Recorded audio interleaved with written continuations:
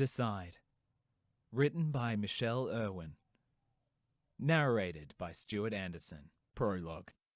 At the age of 9, life was easy. Boys and girls were able to be friends. Just friends. With no ulterior motives and no pesky hormones getting in the way. That's the way things were between me and my best friend, Alyssa Dawson. Simple. Easy. Whether we were at her house on a Sunday afternoon, playing Monopoly with her brother Josh, watching a movie, or swimming at the local pool, it was all effortless. Life itself was something measured in the moments of fun between the drudgery of school lessons and helping with chores. Marriage, kids, the future, they were all foreign concepts not needing any consideration on a day-to-day basis. A career was something parents had, and didn't require any thought outside of creating an endless list of when I grow ups. My own list was a little less endless than most.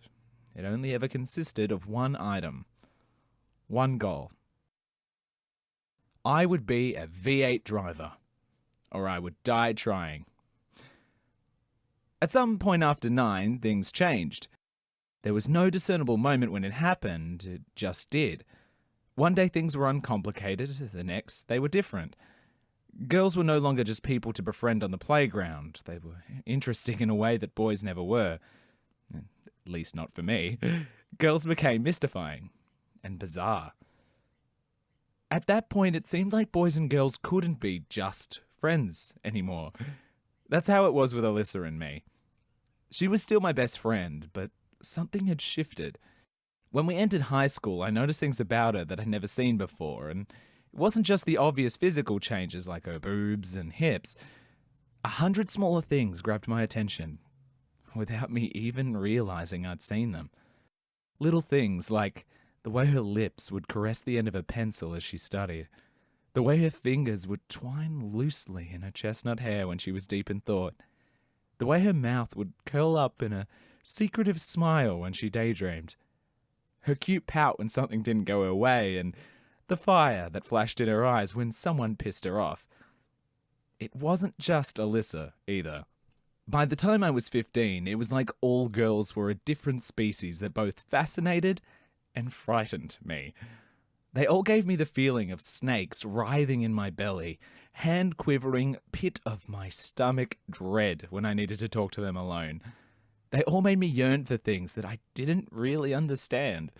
Newly awakened desires that filled my nights with fantasies. Emotions I could no longer control roiled and dwelled within me. More than anything, I wanted to experience the soft caress of lips like the ones Alyssa wrapped around her pencils.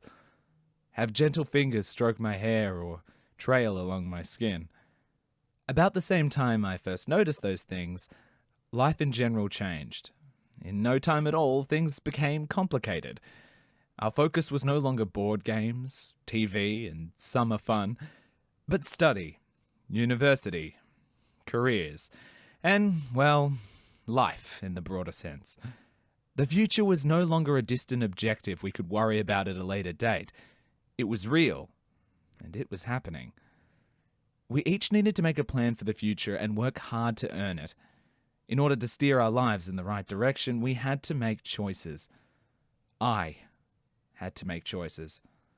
My vision for what I had wanted had always been so clear, but suddenly I was paralyzed with fear. What if I chose wrong? Chapter 1. The End of Friendship. Our kiss was soft and slow. It was warm and welcoming. Alyssa tasted absolutely divine as our lips dragged across one another's in a perfect melding.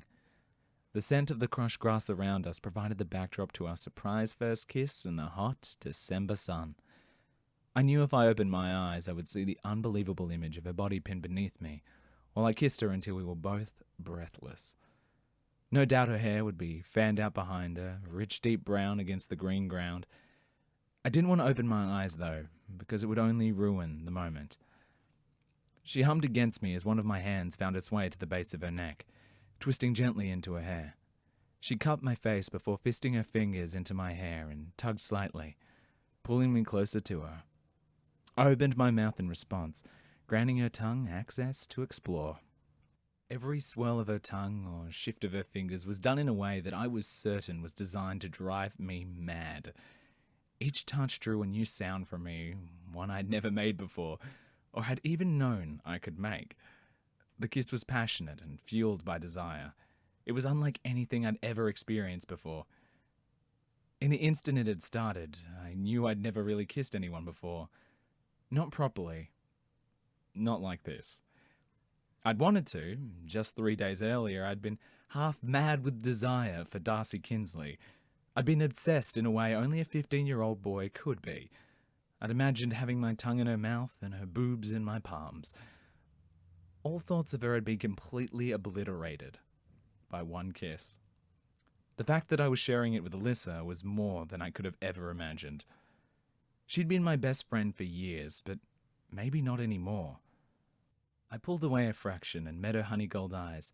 Her breath brushed across my mouth and my tongue trailed forwards to slick my lips in response. My gaze refused to move from hers despite the call of her lips. A quiver ran through my body and my heart pounded against my ribs. My voice held almost no volume. It was just a breathless whisper as I uttered the only word running through my head. Wow. Yeah, she breathed back. Closing my eyes, I tipped forward and touched my lips to hers again. The instant we reconnected, a throaty groan escaped from her and she opened her lips for me once more. The action made my stomach clench and sent chain reactions echoing down my body. I was so completely lost in her, in us, that I didn't hear anyone approaching. Declan? Alyssa? I jolted at the sound of my name. Alyssa chuckled against my lips. The feel of her shifting beneath me sent a surge of whatever new emotion I was feeling through me. My heart clenched, my stomach flooded, and my lips burned with the need to touch hers again. Unable to resist, I renewed my attack on her mouth. Seriously? A tone of disgust ran in Josh's voice. Although I was tempted to ignore Alyssa's older brother and just keep kissing her, she seemed less than comfortable with continuing our PDA in front of him. She placed her hands on my shoulders and gently pushed me away. Despite the movement, a dreamy smile lit her face, and I could see she had no regrets, even after being caught in the act. After pulling myself up into a seated position, I offered my hand to help her up too. We sat cross-legged, facing each other. My hands played with her long locks, twisting the dark ends around my fingers as I studied her gaze, looking for any sign of what might happen next. I refused to relinquish my hold on her completely, though, or break the movement so soon, because I wasn't sure I'd get the chance to do it ever again. "What the hell are you two doing?" Josh asked. I risked a quick glance at him, and then around the park we were in. Scattered around us was half a deck of cards. The other half had been blown across the park by the wind while we'd been otherwise occupied. Totally worth it, I thought to myself as Alyssa's tongue stroked her lip before she offered me a small, shy smile. The kiss was obviously playing through her mind again, just like it looped through mine. "Strike that," Josh said. "I really don't want to know." In the moments before the kiss, we'd been playing Snap with that deck of cards. I'd accused her of cheating, mostly because she always did. About 4 months earlier, she'd found a way to use her boobs to distract me when she had a match. My accusation had led to a tickle fight, as it usually did, which had somehow led to that kiss, which had never happened before, although I had growing desires for something similar for a while. When I met Alyssa's gaze again, the realization that with one little kiss everything had changed struck with more ferocity. From that moment on, everything would be different. It had to be. There would always be the time before we'd kissed and the time after. I had no clue what that might mean for our friendship, though. If things went badly, it could end 9 years of being there for each other. 9 years of sharing everything with each other. Homework, dreams, desires, everything. There wasn't a single detail in our lives we'd kept hidden from each other. Well, aside from my growing affection for her. I kept that secret because I thought any relationship between us was off limits. Still, she told me about her first kiss with Blake. Disgusting and slobbery were the words she used to describe it. I only hoped I'd done a better job than he had. In return, she knew about the many times I'd been rebuffed by Darcy Kinsley. Only days before, I'd spent half an hour whining to Alyssa about my continuing heartache over Darcy, and the fact that the blonde bombshell still didn't know I existed. Even then, I'd cared less about Darcy than I let on. Instead, it was the desire that had been growing second by second for my best friend which had overtaken my mind. "Dad, we'll be home soon, so Mum wanted me to find you," Josh said, after clearing his throat once more. "I had a feeling you would be here, but that I did not expect." Is he pissed off? I took the fact that I was still breathing as a positive sign.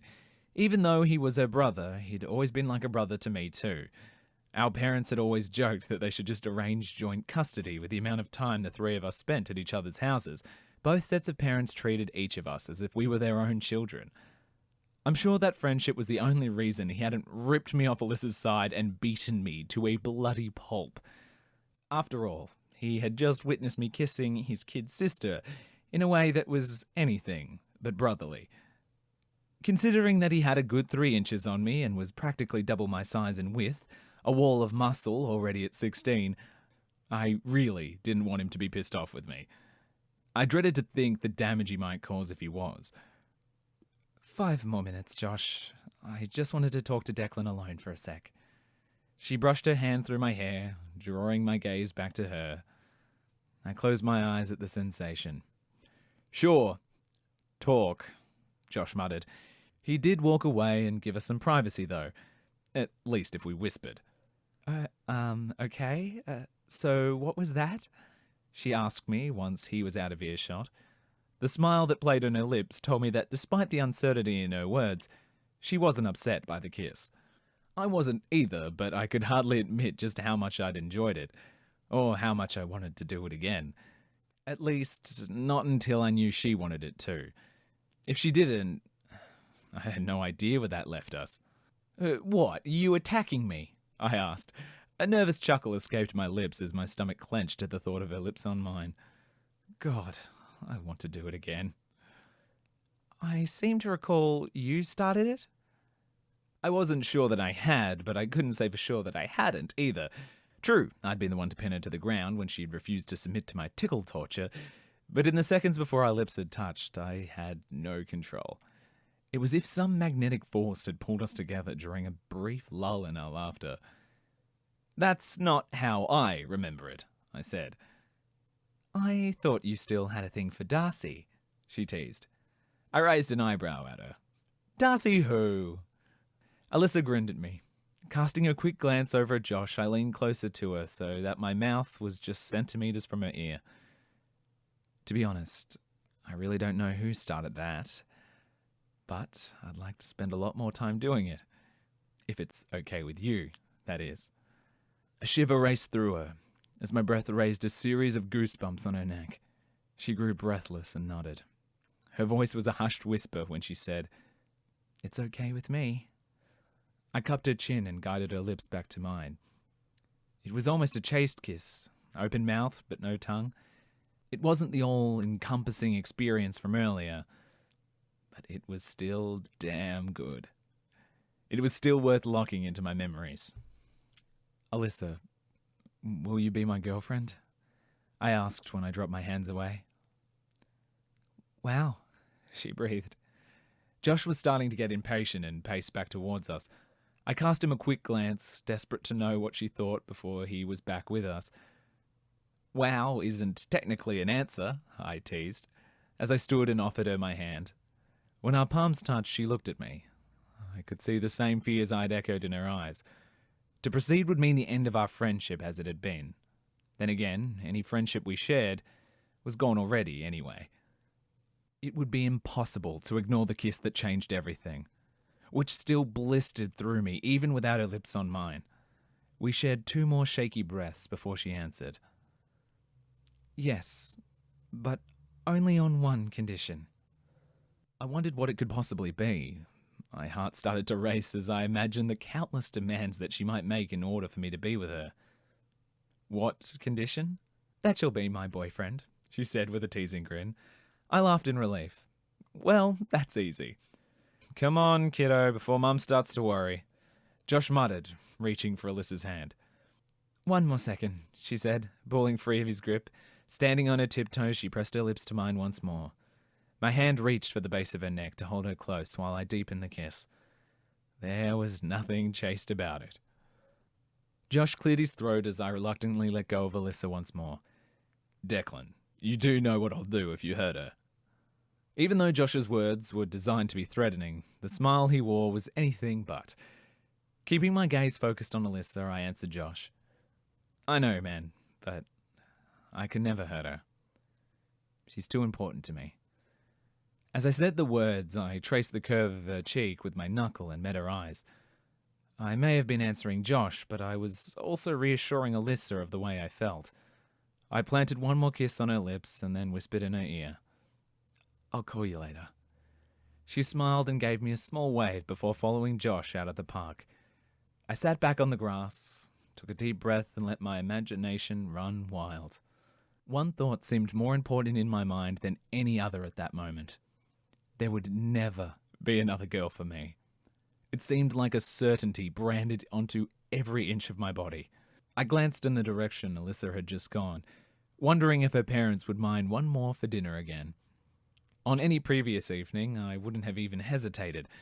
Given what had just happened, though, I decided to give it a miss for one night. Even though I was ready to see Alyssa again, I also wanted to remember the kiss for what it was. Most of all, I didn't want her to get sick of me just yet. After cleaning up all of the playing cards I could find and abandoning them in the park's rubbish bin because it was nowhere near a full deck any longer, I raced home. When I pushed the door open, I was ready for the lecture that Mum was sure to have prepared for me because I was so late.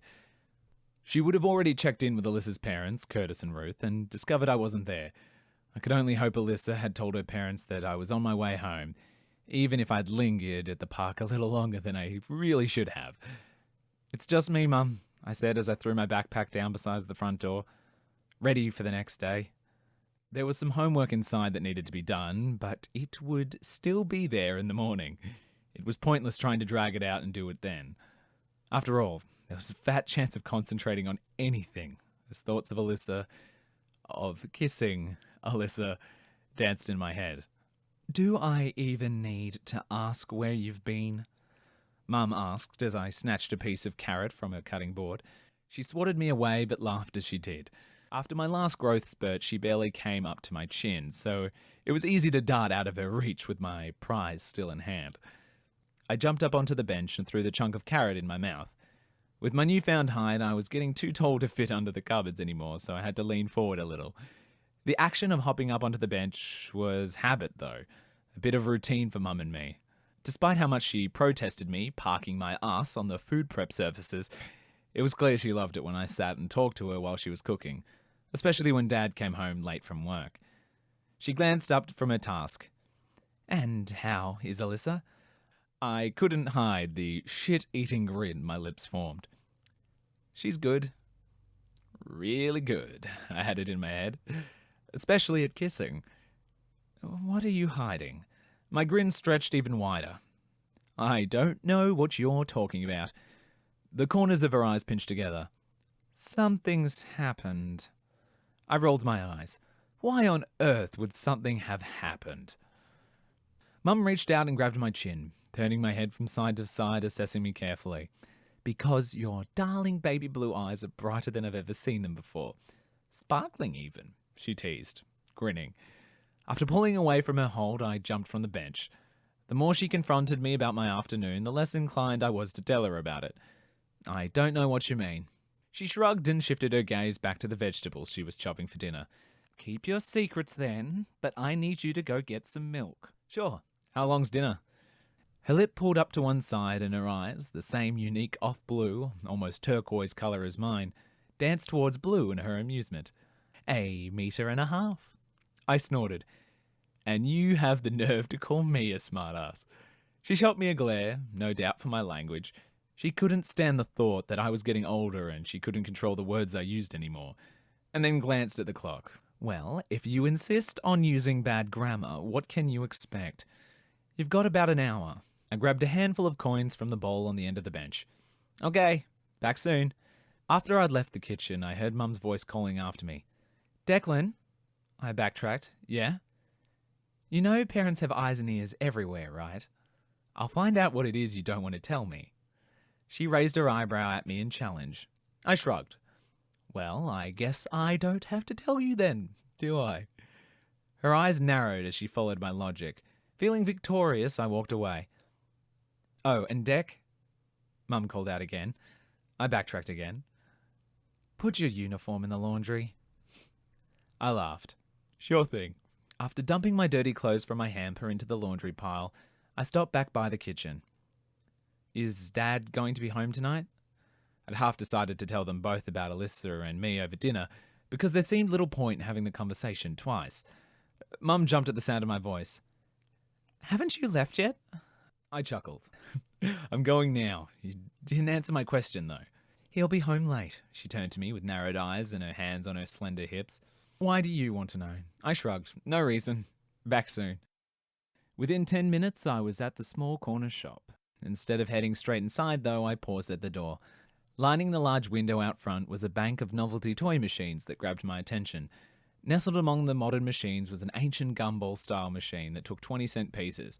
That in particular caught my eye because it held a variety of toys, including high bounce balls, figurines, and a number of different coloured plastic rings, hidden in clear plastic eggs. Near the top, I spotted a purple one and was struck by how perfect it would be for Alyssa. It was meaningless, really, a bit of plastic junk, but I wanted to get her something to commemorate the day we'd shared our first kiss, and something to prove that I knew her well enough to know her favourite colour. I fed the one 20-cent piece I had into the slot and turned the dial. When the plastic container dropped into the prize chute, I lifted the flap and checked to see what I'd got. A pink ring. Pretty enough, but not the purple one I wanted. I raced into the shop and changed the 3 $1 coins I had for 15 20s. One after the other, I fed the coins into the machine and turned the dial. Each time I got something else, and not the ring I wanted. A little boy walked past and I gave him a couple of high bounce balls, but I still had an array of them littered all around the area, as well as 5 rings in different colours. With each coin I fed in, I got more frustrated, but also more hopeful. My logic was the odds were better with every attempt. Finally, with just 2 20-cent pieces left, I pulled a purple ring from a plastic container. I would have been elated if not for the fact that I had a pile of junk around me and no money left for the milk Mum had wanted. By the time I got home, grabbed more money, and then made it back to the shop, it'd be shut. With a deep breath and a growing feeling of dread, I figured there wasn't much I could do but go home and face the music. I left all the rings and high bounce balls that I didn't want on top of the machines, hoping some kids might grab them and put them to use after I'd gone. Mum was waiting at the door when I got home. Where have you been? I went to the shop, remember? Then where's the milk? Well, about that. I tucked the ring between my fingers so she wouldn't see it. I got a little sidetracked. With what exactly? My face burned. I had no doubt I was turning red. Nothing. Declan Anthony Reed. She didn't say any more. She didn't have to. Her tone said everything. I just had to get something. I hung my head. For Alyssa, I added almost silently. What did you have to get that could possibly be so important and take so long? I closed my fingers more tightly around the ring, the edges of the plastic digging into my skin. Declan, Mum's voice held a clear warning. Without saying anything, I held out my hand and uncurled my fingers. Mum looked at the ring and then up at my face. Why on earth would you get her a toy ring? I attempted a smile, but it was hard with the weight of guilt that I'd spent Mum's money on something that maybe was a little less important than I'd hoped it would be. Because she's my girlfriend? I'd hoped that the statement would come out assertive and strong, but instead my voice squeaked and I sounded more like I was asking a question. Mum's eyes widened, and then she chuckled. She shook her head and turned away. Finally. I frowned. What exactly is that supposed to mean? She spun back toward me and leaned against the back of the couch. It means that I'm happy you two have finally woken up to the one thing that has been blindingly obvious to the rest of us for years now. You care about each other and not just as friends. You didn't think to fill me in on this apparently obvious secret? She lifted one shoulder in a weird half shrug. You had to come to the conclusion on your own. Both of you did. My mouth hung slightly agape as I tried to process the fact that apparently everyone else knew Alyssa and I wanted to be more than friends, even though we'd only realised it ourselves that afternoon. This doesn't get you off the hook, though. Your dad isn't going to be able to have his coffee in the morning now. He won't be happy. An urge to tell her that he could have juice instead built in me, but I bit my tongue to stop it. I didn't need to push my luck any further. As it was, I'd probably have pocket money docked for the money I'd spent. Luckily, I didn't have to face the music with Dad before going to bed. Just as Mum had said, he was late home, so Mum and I had dinner alone.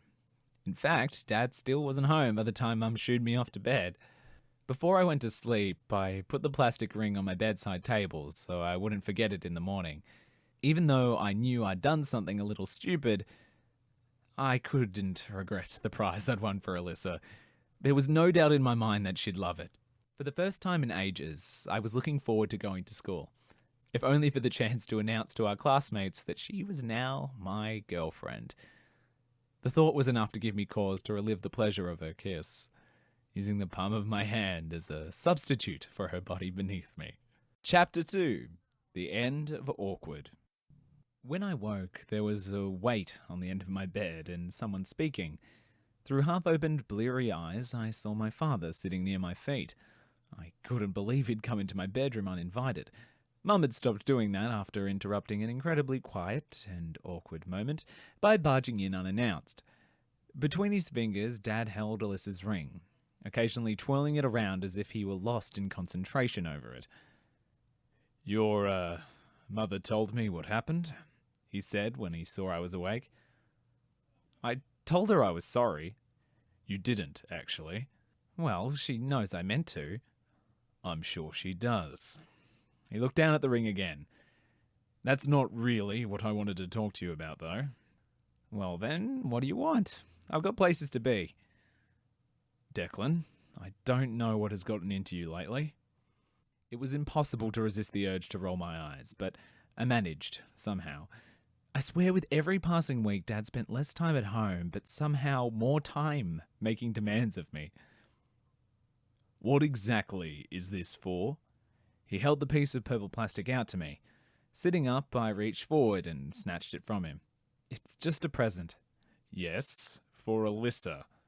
Your mum told me that, but why? My fingers traced a path through my hair. I really didn't need to be dealing with this shit first thing in the morning.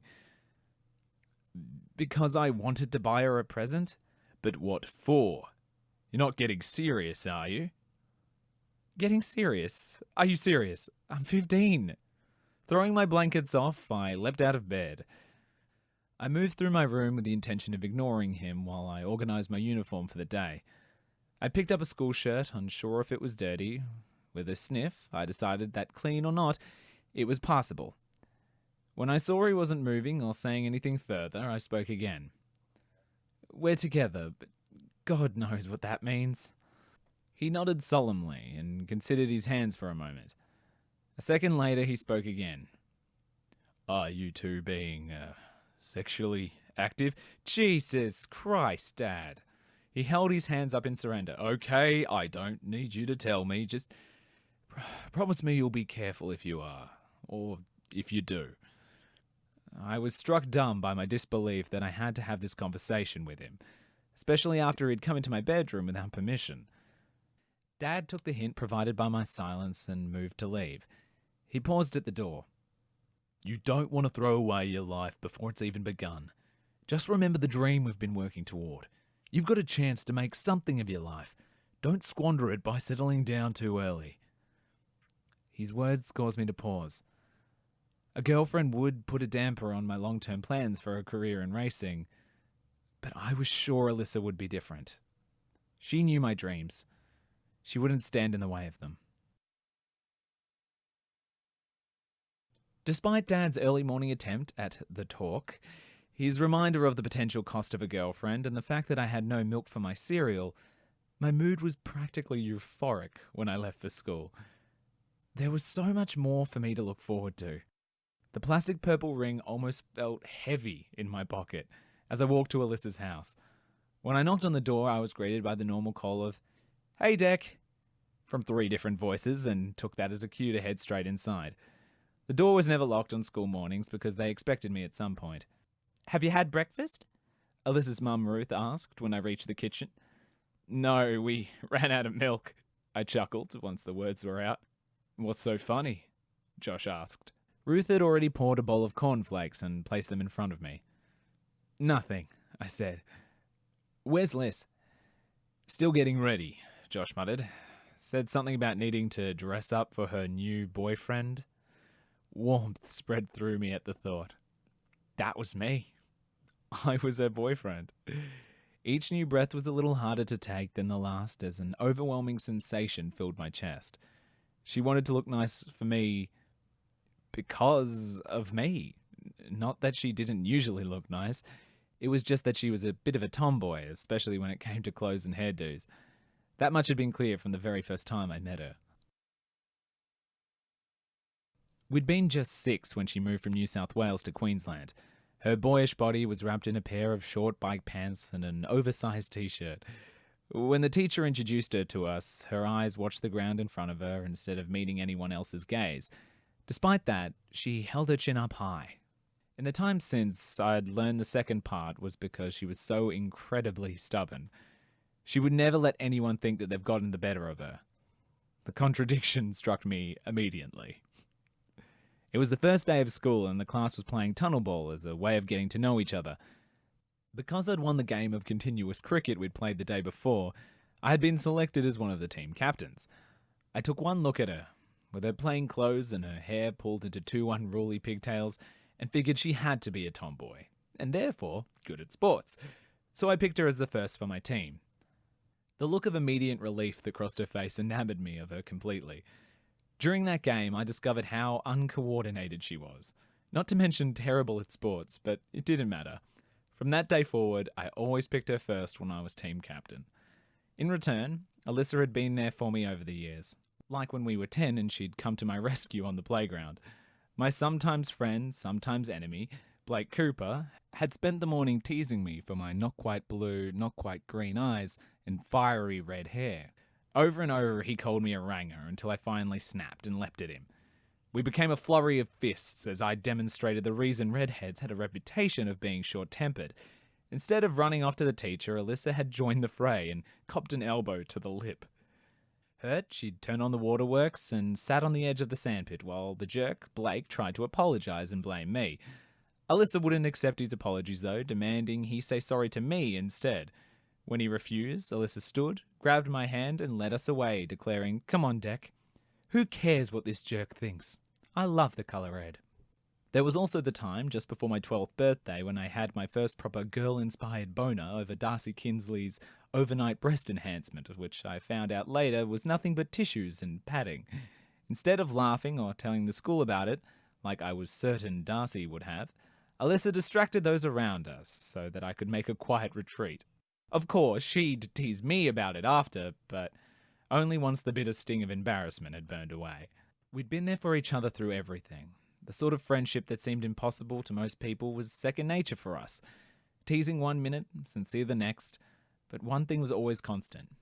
Seeing Alyssa was always the highlight of my day. Sitting in her kitchen with her family surrounding me, the ring I intended to give her was burning a hole in my pocket. Maybe it was a stupid idea after all. Maybe she'd read too much into it or think it was silly or she'd just flat out hate it. I'd barely eaten the breakfast Ruth had laid out for me, even though I was starving when I arrived. There was no room for food around the knot that built in my stomach at a rapid rate. Despite the way we'd left everything the day before, the fact remained that it wouldn't be Alyssa, my friend, walking down the hall. Instead, I would be seeing Alyssa, my girlfriend, for the first time. My breath caught as a lump grew in my throat to match the one in my stomach. "Are you okay?" Ruth asked me. "You look a little pale." "I'm fine," I said. My voice squeaked at the end, giving away my nerves. A moment later, Alyssa's bedroom door opened and she came down the hall. I was relieved to see she looked relatively normal. Her hair was up in a ponytail like always, and she wore the maroon and white uniform with a knee-length skirt like she always did. I had no complaints though. I liked her just as she was. I didn't need her to be someone new or different.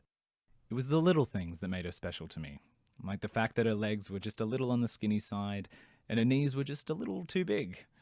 Those things weren't flaws, they added character to her body. Her boobs formed two perfect mounds that looked like they'd be just the right size to fit into my palms, and my hands practically itched at the thought of testing the theory, especially now that there might be a chance I could. There was nothing about her I would have changed, even if I'd been given the choice. In the end, all she'd done to dress up was run a slick of fairy floss pink lip gloss across her lips. I wondered whether it tasted like fairy floss too. I practically leaped from the stool at breakfast and rushed to her side. Before I even thought of what I was doing, I pressed my lips to hers and stole a kiss. It was only as I pulled away, licking my lips to taste the sweet candy flavour of her gloss, that I'd realised she hadn't told her mum about us yet. I clutched Alyssa's hand and turned back towards Josh and Ruth. The grin on Ruth's face told me either she'd already knew or she'd assumed, like my own mother, that our relationship was inevitable. "You coming, Josh?" I asked as Alyssa tugged me towards the door. "No, I'd rather hang out here for a moment and keep my breakfast down than follow you two lovebirds to school." "Suit yourself," Alyssa said with a laugh before pulling me outside. Once we were alone on our way to school, she glanced down at our joint hands and then back up at me. Her wide smile and bright eyes told me she was feeling the same warm feelings I was. "Hey, boyfriend," she said as she gave my hand a squeeze. The shit-eating grin lifted my cheeks again. "Hi yourself, girlfriend. We probably shouldn't play hooky today, should we?" I thought about the day we could have if we did and ached to say yes. Without releasing my hand, she sped up a little before turning to walk backwards so that she could meet my eyes. "We probably shouldn't. It's probably a better idea to prove we're going to be responsible, even if we're a couple." Couple. I like the sound of it. She turned around again, resting her head against my arm as we walked. I dropped her hand and wrapped my arms around her shoulders. "Maybe we can still be responsible if we're a little late, though?" she asked. "Maybe? Why? What did you have in mind?" She dragged me in the direction of the park where we'd played cards the day before. The park which had been ours for as long as I could remember, and where everything had changed. "Well, our first date was cut a little short, don't you think?" The ghost of her lips tracing over mine filled my mind, together with the memory of her tongue tangling with my own. "Definitely," I said, unable to keep the lust and desire from my voice. We walked in silence until we arrived at our park. Without any verbal agreement, we made our way towards the table we'd claimed as our spot years earlier.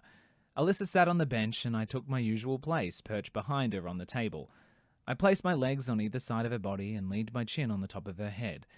It was a position we'd sat in hundreds of times before as we chatted about anything and everything. Only, this time it was different. Neither of us spoke, which had never really happened before. The silence around us was almost maddening. The only sound, our matching breaths. "So," we both said at the same time before stopping at the same time. "You go..." Again, our voices were almost perfectly in sync. I chuckled as she turned around and knelt on the bench to look at me. I helped her up onto the table beside me and just looked at her for a moment. Her lips called to me. I wanted to kiss her. Longed to with every part of me. But I didn't know if I should. I didn't want kissing to be the only thing we had. There was so much more that I liked about her, and none of these things had changed. Yet it was still different. Everything was different. "Don't hate me for asking, but is this weird as hell for you too?" she asked. My relief that I wasn't the only one who was feeling the new, odd atmosphere surrounding us escaped in a quiet laugh. So weird. "It shouldn't be, though. Should it?" "No, I mean, we're still us, right?" She practically leapt in place. "Right." We're still friends, I added. We always will be. Exactly, we're just friends that kiss now. She said the words, and my gaze was drawn to her bright pink lip gloss. I licked my lips. Friends that kiss a lot? If you're lucky. I trailed my hands into her hair, drawing her face slowly closer to mine. Am I? I don't know, she whispered. Her lips were so close to mine that I could feel her breath on my skin. I'm starting to think that maybe I'm the lucky one.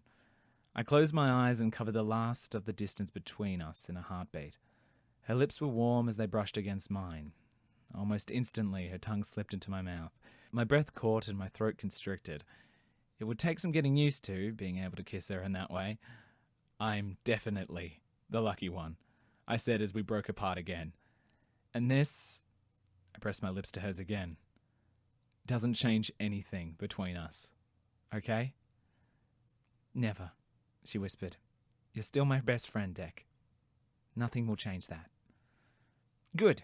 Now we'd better get going or we'll be late for school. It's the last week of the year. We could wag. No one would notice. I shook my head. Although I really wanted to just go with her suggestion and forget about school for the day, I didn't want to do anything to make our parents think our being together would cause trouble. I jumped off the table and grabbed my bag. Josh would. He wouldn't tell. She laid back on the table. The movement caused her school blouse to lift away from her stomach. I averted my eyes, something I'd never done before. It was all different now. I didn't know the rules when it came to ogling her now. I guess I was allowed to because she was my girlfriend, but I didn't want her to think that she was my girlfriend only because of her assets. He might. I picked up her bag as well. Not today, Liz. I don't want anyone giving us shit about us being together because we wagged the first day we were official. As soon as I said the words, I was reminded of the little gift I'd bought for her to celebrate our first kiss. I dropped both bags to the ground and grabbed the ring out of my pocket. I almost forgot. I got you this. I held out the ring between two fingers. What is it? She sat up and reached for it. A plastic ring? Her gaze lifted, seeking mine. Her brows knitted together and her lips pursed. The way she said it made me feel stupid, especially when I'd wasted Mum's money trying to get it. Why did you get me a plastic ring? I thought you'd like it. My voice was a little icier than I'd intended, but I hadn't really anticipated that she would reject my gift. I do. The words were almost said as a question. She spun the ring around in her fingers. I'm just not sure what it's for. She held up her hand. The ring was on her pinky finger, and it didn't even fit all the way down her first knuckle. A moment later, laughter escaped her. I stepped forward and snatched the ring back from her. Don't worry about it then, I said as I tossed it into the long grass that circled the park. I thought that maybe I should get you something to commemorate our first kiss, but I guess I was wrong. She scrambled off the table and looked at the place where I'd tossed the ring. God, Dex, stop being such a drama queen. Well, if I'm such a drama queen, maybe the ring isn't the only thing I was wrong about. I ducked and grabbed my bag, slinging it over my shoulder before stalking off toward the school, without looking back. By the time I reached the school gate, guilt over the way I'd left Alyssa filled my stomach. I knew I was being overly dramatic, but I couldn't help it. There were times it felt like a switch had been flipped inside my brain. When that happened, I was set to autopilot and self-destruct all at the same time. I turned around and headed back for the underpass, intending to walk back to the park and apologise. Instead, I met her halfway through the concrete tunnel. I was coming back to find you, I said. What the hell was that? She said with unmistakable venom in her voice. Do you know how much trouble I went through to get you a damn purple ring? She closed her eyes and sighed. No. Why don't you tell me? For the next few minutes, I ran through the story of the milk and the many attempts at getting that specific ring, the one in her favourite colour. By the end, we were both laughing. I don't understand you. You go to all that effort to get me a present, and you throw the damned thing away before I can even enjoy it. You didn't want it. If I didn't want it, would I have gone into the grass even though I knew darn well it's going to give me hives just to retrieve a hunk of plastic? What? She held out her hand. The purple ring rested on her palm. Up the length of her arm, splotches of red already marred her pale skin. "Liz," I admonished, "you should have just left it." "I didn't want to. Like you said, something to remember our first day together." My lip twitched. And now our first fight as a couple too. "And the first time we kissed and made up." She touched her lips to mine. I like the sound of that. Maybe we should fight more just so we can have the making up kiss again and again. Or we can just have the kissing without the fighting. Oh, where's the fun in that? She started to scratch at her arm. I frowned. "Oh, come on, let's get to the sick bay and see if they've got anything to help with that rash." Chapter 3. The End of School. Despite the rocky start to the morning, our first day of school as a couple went better than I'd expected. Of course, Alyssa and I had to spend more time apart than we did together. We had very few classes in common. Although, being that it was the last week of school, each class pretty much consisted of a rotation of movie marathons and various games. Even my other best friend, Ben, was in more classes with Alyssa than he was with me. Instead, I had to put up with the Blonde Brigade, a group of 2 boys and 2 girls who tormented the school. Darcy Kinsley, Blake Cooper, Spencer Patterson, and Hayley Bliss. The kids who thought they were popular, who acted popular, but who were the butt of everyone else's jokes behind their backs. I got along with them all well enough generally, especially individually, but it wasn't as effortless as being with Ben or Alyssa, especially not when all I wanted to do was find Alyssa and kiss her some more. It wasn't long before I realised I should have just let her convince me to ditch school for the day. We could have spent the day together. It wasn't like we were really needed there anyway. "I'm going to ask Alyssa today," Blake whispered to Spencer while they had their heads down on their desks behind me. I was in the middle of math class, and the latest round of heads down, thumbs up. His statement earned him my undivided attention. "Dude, you've been saying that for 2 weeks now," Spencer replied with a laugh. "You'll pussy out today like every other day." "I haven't pussied out, just decided to delay it. You saw what she was like last time. She just wants to get all serious and shit. I'm just looking for a proper makeout session in the back of the movies, maybe even a chance to take a punt at second base."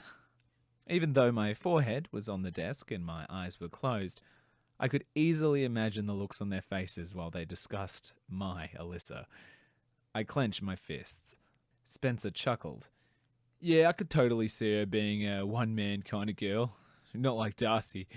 Man, I swear she'll chase anything with a dick." When a finger brushed along my thumb, I almost leapt in my seat. The game had completely slipped my mind as I listened to the 2 bozos behind me chat in hushed whispers. I tucked my thumbs in and waited for Mrs. Turner to call time on the current round. Any guess I made would have been exactly that. A guess. I didn't even try to concentrate on the touch, just on the conversation behind me. The only consolation was that once the bell rang for the end of this period, it would be lunchtime, and I'd see Alyssa again. And maybe we'd even announce our news to our small group of friends. "Alyssa?" Blake Cooper's shout pulled me from my thoughts. For most of lunch, and while I waited with Alyssa by her classroom, I'd been lost in her beauty. It wasn't that I'd never noticed it before. I'd always thought her beautiful, but I'd just never really concentrated on all the finer details. Not really. It felt impossible for me to take my eyes off her now. Blake's shout had interrupted my study of the swell of her lips. Alyssa turned toward him with a slight smile on her face. His face lit up in return, and I knew the reason. His conversation with Spencer played in my mind. A smirk played across my lips while I watched the scene play out. Because of the way we were standing, he wouldn't have even seen the way Alyssa's hand joined with mine or the way my thumb stroked along hers. He hadn't realised he was already too late to ask her out again. "What is it, Blake?" Alyssa asked. I could have imagined the trace of annoyance in her voice. He closed the distance to where we stood fairly quickly. "Can I talk for a minute?" He trailed off as he took in our pose and Alyssa's hand tightly clasped in mine. His eyes flicked to mine and my smirk grew wider. I tried very hard to communicate with only my eyes. Yes, fucker, she's mine now. You snooze, you lose. To demonstrate my point, I kissed her lightly on the cheek, earning a blush. Blake narrowed his eyes at me, and I had to stifle a chuckle. Yeah, it was a ridiculous male ego thing, but I couldn't help but rejoice in the fact that Alyssa picked me over not only him, but over every other wanker in the school. I decided to show off just a little. I wrapped my arms tightly around Alyssa's waist and kissed her cheek again. I'll catch up with you later. Okay, Liz? I didn't really want to leave, especially not with Blake sniffing around, but the bell had already rung for the next period and I still had to get to class. Unfortunately, Blake and Alyssa were in the same room, whereas I was on the other side of the school. She turned to me and she kissed me hard on the lips. Her tongue snaked out and slid across my lower lip, tempting my tongue forward. I grinned at her when she pulled away. She was staking her claim as much as I had. Later, then, she said to me. I walked off with a loopy grin on my face. It was amazing how easily Alyssa was able to affect me. If Alyssa's kiss made me smile, though, the exchange I heard between her and Blake made me positively beam. So, you and Reed, huh? Blake asked. Yeah. Alyssa was almost breathless. I don't like it. You don't have to. I could hear the bristle in Alyssa's voice. I risked one last glance back to see her brush past Blake and into the classroom. My grin was so wide it was almost painful.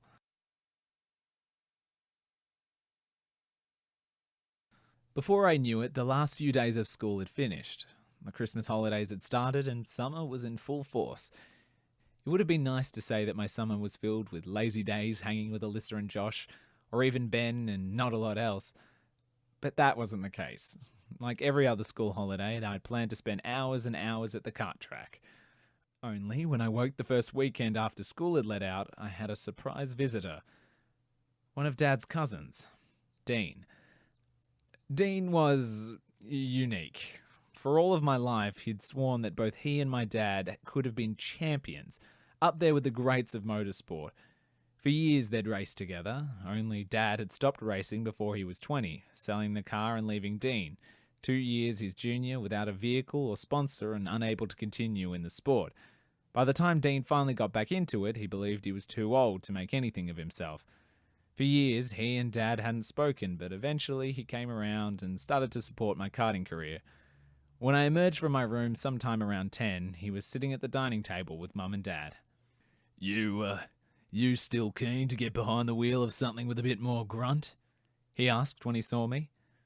I brushed my hand through my hair and tried to act nonchalant, even though I had a suspicion I knew where the conversation might be going. He talked a few times about letting me take his VK Commodore around the track on a hot lap or two. Of course, why? I'm getting too old and too fat to get the VK around the track. I need someone a bit younger and hungrier to drive the season. My eyes widened. It wasn't just what I'd hoped, it was better. You're shitting me. Language, Declan, Mum admonished. Sorry, Mum. I gave her a sheepish smile before turning back to Dean. You'll let me drive your baby. She'll be your baby on the track. That's so awesome. When can I give her a go? My face fell as I considered the fact that I couldn't go for my Sprint Series license for another half a year. Not until my 16th birthday. You can come with me now if you want. We've got some testing to do. It's not actual track time, but it'll get you behind the wheel for a while. What about licensing? I can't get my track license for another 6 months. Let me deal with that, he said. I had no idea what deals he was wheeling, but I wasn't going to argue if it got me proper track time. Can I do it? I looked to Mum to check if it was okay. I didn't even bother checking with Dad. He'd been the one to push me into karting originally. Even if Mum had been the one to drive me to every race, practice session, event, and test day. It's okay with me, just so long as you don't have any other plans today? Just hanging with Liz, but she'll understand. Half an hour later, I'd spoken with Alyssa, who was understanding as I could expect, considering I'd cancelled our plans minutes before I was due at her house, and was heading out to Ipswich with Dean. 2 hours later, Alyssa rang me. Are you going to be around tonight? She asked me after we'd gotten past the greetings. I was only half listening to her because Dean was taking the car through her paces with me in the passenger seat. His driving lesson was light years away from the ones Mum had given me. Where she preached safety and caution, his only commandment was speed. Taking us into the back street in the industrial area which housed his garage, he threw the car into a series of donuts and figure eights.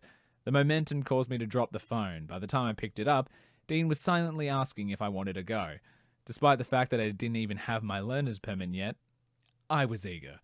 If he was willing to let me control his baby for a while, who was I to refuse? There was a risk we'd be caught by the police, but that would be on Dean, not me. Dec, are you even listening to me? Alyssa's voice was cold as she tried to get me to pay attention to her again. Sorry, Liz, I've got to go. When will I hung up before she finished the sentence and practically raced for the driver's seat. Sure, I was going to cop hell for it later, but the chance at taking over the car with Dean's blessing was too hard to refuse.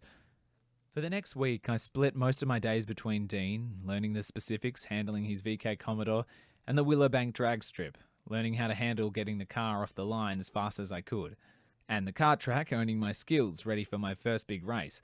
Even though the kart track wasn't ideal, the race fundamentals like picking the racing line, feeling the track, and knowing when to corner and how to brake was somewhat universal. By the end of the week, I had a special exemption provisional race license. Dean mentioned something about it being a trial run, that the motorsport body was thinking of lowering the age to 14 the following year to line up with other international rules. Apparently, I was to be one of a handful of test cases across Australia, but I didn't listen to it all because I had my license in my hand. That was all that mattered. Despite how hard I had to practice for the next season of racing in a car for the first time ever, I still had little downtime. Every spare second I did have was spent with Alyssa. Some days she'd come to my place, sometimes we'd go to hers, but the best were when we'd meet at our park in the middle.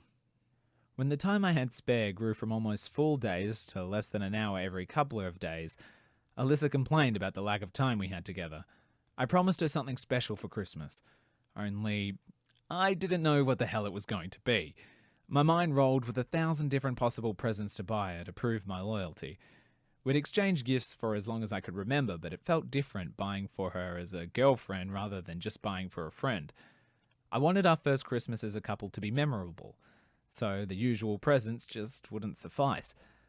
I'd read through all of the girly magazines I could, hiding in the back corner of the news agency, of course, because there was no way I would let myself be seen buying them. And they seemed to be full to the brim of ideas at first glance. Most of the ideas just didn't seem right for her. Perfume? I liked the way Alyssa smelled. I especially liked the scent of her coconut skin cream and fairy floss lip gloss. Jewelry? I had no idea what style she liked. And the limited funds I had to spend would only go far enough to buy her crap that would probably tarnish and break in no time. Gift card? Too impersonal. Lingerie? Too personal. Plus, I got a boner every time I walked past the shop. Other clothing? It meant taking a wild guess on shape, colour, style and size. Too hard to get right and far too dangerous to get wrong. I searched high and low before deciding on the perfect gift for her. On the last shopping day before Christmas, it represented the 3 things I wanted to shower her with. My heart, my time, and my love. Christmas came and went, and I gave Alyssa a photo book of all my favourite pictures of us. Even though I'd worried she might think I was just being cheap, she seemed pretty cool about the gift. I wondered whether that was because she could tell I had a little more planned. On Boxing Day, I had Josh drive Alyssa to the Grand Plaza and drop her at the food court. I met her there, presenting her with 2 tickets to see a movie. I didn't really pay much attention to the screen. I couldn't. Not with Alyssa beside me. Throughout the movie, I kept distracting her with my desperate need to kiss her and touch her. She never stopped me, though, so I assumed she didn't mind. After the movie, we wandered the shops for a while. When we passed Kmart, I asked her to wait while I ducked inside. After grabbing what I needed, I came back out and offered her the rest of my gift. A chocolate heart and a calendar. It's the 3 things I wanted you to have more than anything. My time, my heart, and our future. The burgeoning smile on her lips and the tears welling in her eyes proved that the sentimental shit meant more to her than the most expensive present in the shop. I wrapped my hand around hers. Come on, let's walk back to mine. Chapter 4. The End of the First Time. Unlike our first Christmas as a couple, our first Valentine's Day was a disaster. Even though we'd been dating for about 4 months and everyone in school knew how intense we were about each other, some weren't happy with it. Blake constantly sniffed around Alyssa, waiting for me to screw things up, and Darcy had been trying to cause a fight between me and Alyssa ever since the school year had started again, at the end of January. I'd heard rumours that her plan was to sweep in after the fact, to play the good friend and get the man. It was stupid, really, and more than a little ironic that by the time she was finally interested in me, being with her was the last thing on my mind. I had no real clue why Darcy had developed her sudden attraction other than the fact I was off limits and no longer interested. Spending so much time training at the track probably didn't hurt my case either. The extra work had grown muscles around my arms and chest, causing them to swell and firm in the way that was appreciated, certainly by Alyssa. When the bell rang for lunch, I headed up the racks at the front of the classroom to grab my bag. Shoved underneath the backpack was a huge pink envelope. I grinned as I reached for the card, assuming it was Alyssa doing some over-the-top gesture for Valentine's. Darcy moved straight to my side, her fingers twirling in the ends of her blonde hair. "What's that?" I rolled my eyes as I grabbed the card. "What does it look like?" "It looks like someone got a Valentine. Is it from anyone special?" "What do you think?" Darcy leaned against the port racks, thrusting her chest out as if I might actually be interested in her because of the action. "I think maybe you should open it." I put the card back on top of my bag. "I'm not going to open it here in front of everyone." Grinning, she leapt forward and grabbed it from me. "Wait, it's got my name on it." "What the hell are you talking about?" I snatched it back. She twisted it in my hand. "It's got my name on it. See?" I glanced down at the card in my hand with a frown. It did have her name on it. I had no clue why it was under my bag, though. Her books were in a metallic pink backpack. Mine were in a Holden bag to represent my true racing colours. It wasn't like the bags would be easily mixed up. With a feeling of suspicion that there was something else happening that I didn't understand, I handed it back to her. "Well, if it's yours." When it was in her hand, she looked around at the little crowd that was gathering around us. Not only the students from our class, but also from the classroom beside us, and the ones whose next class was in our room as well. "Should I open it?" she asked, lapping up the attention. Her voice was too sugary sweet, and it made my suspicions grow even further. Everyone nodded, no doubt waiting to see which hopeless sap wanted to be Darcy's Valentine. "It's yours, isn't it?" I shrugged and grabbed my bag. She tore open the envelope. "Oh my God, Declan!" I stopped mid-turn as she said my name. The tone of her voice screamed danger. "What?" My voice was ice as I turned to look at her. Her body collided with me and her arms wrapped around my neck. She managed to kiss my cheek before I pushed her off. "I can't believe you got me a Valentine." "What?"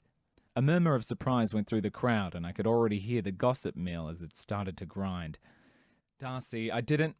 Darcy smiled as she looked over my shoulder. "Oh, sorry, Alyssa. I didn't see you there." I spun around to meet Alyssa's gaze. The frown on her face told me she'd read the worst into what she'd just witnessed. She huffed out a breath, spun on her heel, and stalked away. "Come on, Liz, you can't be serious." I called after her. Before I could give chase, Darcy grabbed my arm. "She's at lost cause," she oozed. Her fingers trailed into my hair. "I knew you liked me. I was just silly for not realizing it sooner that I wanted you to."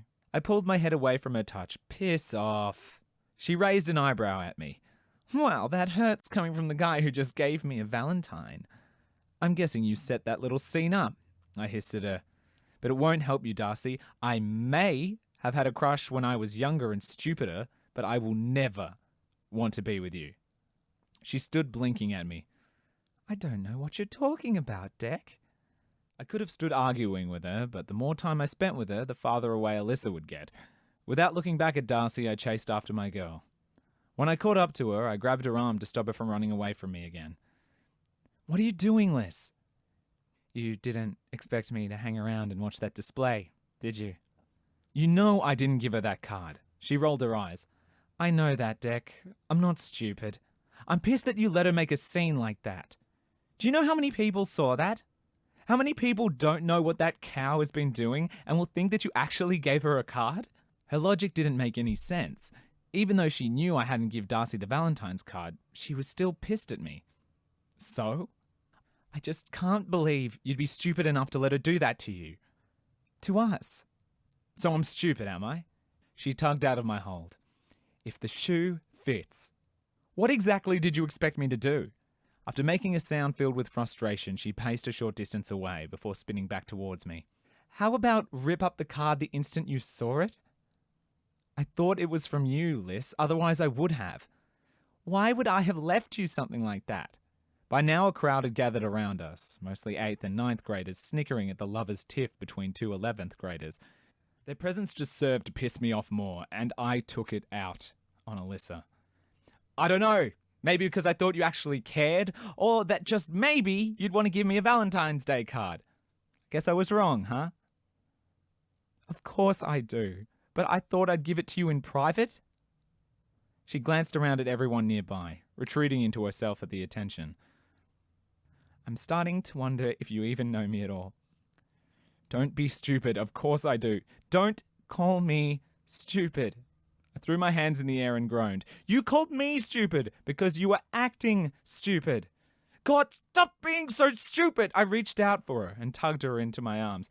Alyssa, you're the one that I want. The only one I want. Will you just be my goddamn Valentine? She rolled her eyes and huffed before tugging free of my hold. Well, with an offer like that, how can I possibly refuse? Before we had a chance to finish the conversation, Mrs. Turner saw us out of class and came out of her room to shoo us along. Alyssa shot me a glare, and I knew it wasn't over. After school, I couldn't find Alyssa anywhere. She wasn't waiting in our usual place. Around me, other kids rushed towards the oval. I grabbed one of the tiny 8th graders as they raced past. What's happening? There's a catfight on the oval. Some chick dragged another down there by her hair. He practically leapt with joy as he pulled from my hold and kept running toward the bottom of the school. Although I couldn't say how I knew, I was certain Alyssa was involved. It was the only explanation I had for why she failed to meet me. I raced towards the back of the school with everyone else, hoping she could hold her own until I got there. When I reached the oval, the fight was all but over. Alyssa had Darcy's ponytail curled in her fist and was dragging her around the grassy area. Along Darcy's cheek was a scratch that could only have come from Alyssa. I approached the pair with caution, trying to catch Alyssa's eye. Call off your dog, Declan! Darcy shouted at me. Alyssa gave a primal cry and yanked Darcy's hair. Say that again, bitch! Liz, I said, drawing her attention to me. Is she really worth getting in trouble over? You should have heard her going on about that Valentine's Day card. She pretended you got her. Deck, she's a fucking scrag. Alyssa punctuated her sentence with a tug on Darcy's hair. But she's really sorry for her stupidity, isn't she? I bent over to talk to Darcy, trying to warn her with my tone that the only way she was getting out of Alyssa's hold would be if she cooperated with me. She rolled her eyes and didn't say anything. Alyssa pulled her hair again. He asked you a question. Let go of me, you cow! You're really sorry, aren't you? I gave the idiot another chance to apologize. Fuck you! I laughed. Yeah, that's never going to happen. She growled and pulled against Alyssa's hold, which only managed to pull her hair more. I'm going to tell you how this is going to go, okay? You can either agree, or I can leave you here with Liz. Darcy growled at me like the dog she is. Throwing my hands up in the air, I walked away. Fine, fine. I moved back toward the pair. What's going to happen is that Liz will let you go. You'll get it through your thick head that Liz and I are together and happy, and you'll leave us alone from now on. Okay? Fine, Darcy cried. Once the words left her mouth, Alyssa let go of her hair and gave her a shove. Alyssa Dawson, my office, now! Mrs. Turner snapped before turning and heading for the English block. Neither Alyssa nor I had seen the head of the English department approach the oval, but it was clear she'd seen the fight, or at least enough of it to present a damning case. I'm sorry, I mouthed before Alyssa spun on her heels and followed the teacher. I stalked behind the pair of them, keeping just enough distance that I didn't draw attention to myself. Mr. Reed, I'm sure your parents will be expecting you soon, Mrs. Turner said when she spun to open the door for Alyssa. Unlike Miss Dawson's, I won't be calling yours to escort you home. Knowing there was little point hanging around the school unless I wanted to get in trouble myself, I headed straight to our picnic table and waited for Alyssa to meet me. For at least 2 hours, I sat on the bench, paced the length of the park and generally loitered, while keeping an eye out for her. When she never showed, I headed straight to her house. It was already dark by then, and I knew Mum was probably having kittens. But I needed to find out what had happened. I needed to know that Alyssa was okay. When I knocked on her door, Josh answered it. I guess I lost my bet. I didn't think you'd be by tonight, he said by the way of greeting. Why wouldn't I be? I wanted to check that Liz was alright. Well, Liz doesn't want to see you. Don't be ridiculous. Just tell her I'm here, will you? Can't, man. She's grounded and not allowed to speak to you. I leaned against the door frame. You just said she didn't want to. Now you're saying not allowed? Which is it? A bit of both. Mum and Dad aren't overly impressed with their little fight today and think you two need some space for a while. I don't want space. I want to see Alyssa. Sorry. He didn't sound very apologetic as he shoved me off the door frame and then slammed the door in my face. Are you fucking kidding me right now? I knocked on the door again. After no one answered, I knocked again. The door swung open, but this time, Curtis, Alyssa's dad, filled the frame. Go home, son. I just wanted to speak to Alyssa. She made it pretty clear to us that she doesn't want to talk to you. Please. You can see her tomorrow. She's grounded for a little stunt, but I'm sure we can give her a little leeway if you drop by for a few hours. I can't. I have a race tomorrow. Can't help you there, son. I grunted in frustration. He chuckled. Maybe come by for dinner. I said a cursory goodbye and let him shut the door before walking around to the outside of Alyssa's bedroom. I tapped against her window. Liz, are you there? I whisper-shouted. I heard a bump and scrape from inside. She was definitely in her room. All I had to do was convince her to come to the window. Please, Liz. She drew back the curtains but didn't open the window. She pressed a note against the glass which just read, Go away. I shook my head. Not until you talk to me. She rolled her eyes but opened the window. What do you want? I want to make sure you're okay. Besides being grounded and suspended, you mean? A chuckle escaped my lips before I had the good sense to stop it. She groaned before moving to slide the window closed again. Wait, Liz, why don't you want to talk to me? Why do you think? I really don't know. I pressed my face against the window screen. I wished it wasn't there. I probably could have climbed into her room and convinced her not to be mad at me with my lips. If you hadn't been stupid enough to fall for Darcy's stupid trick, I wouldn't be grounded right now. Well, I didn't tell you to fight her. You just don't get it. I frowned. She was so unreasonable sometimes and just made no sense. No, I really don't. She rubbed her temples as if talking to me was exhausting her. This could ruin my chances to get into uni courses I want to do. I don't think the school will let it get that far, will they? They might not have a choice. Darcy's father threatened to press charges unless the school dealt with the matter. He can't do that, can he? It doesn't matter if he can or not. The school decided to suspend me. That sort of shit follows you around, Deck. And it's your fault. My fault? I snapped. How the fuck do you figure that? I didn't tell you to fight her. What other choice did I have? You could have ignored her. Says the guy who threatened to bash Blake just for asking me to sign his yearbook. That was different. How? Alyssa crossed her arms over her chest. I knew I was skating on thin ice, but I had no clue why. How is it different? Fuck, it just is. I don't want to talk about this now. Come back tomorrow when I've had time to calm down. I can't. Why not? I've got a race, you know that. One day, Deck, you're going to have to choose between the damn carts and me. I frowned as Dad's warnings came back to the surface. She would cost me my dream. Taking a deep breath, I pushed the thoughts back down. Liz is different. She knows how much this means to me. It's not a kart race. It's a Queensland raceway in Deans VK. My first proper race. Because Dean lived at Ipswich, he maintained the car, but I was free to use it for the race season. She knew how big a deal it was to me. A few days earlier, she'd been bouncing with excitement for me. Same difference. I frowned. No, it's really not. Yes, it really is. Either way, you're picking a pile of metal and gears over me. It's not like that. Well, it sure feels like it. Come back tomorrow, Deck, or don't bother coming back at all. She slid the window shut, yanked the curtains closed, and ignored my attempts to coerce her back to talk some more. When I arrived home, Mum was waiting by the door.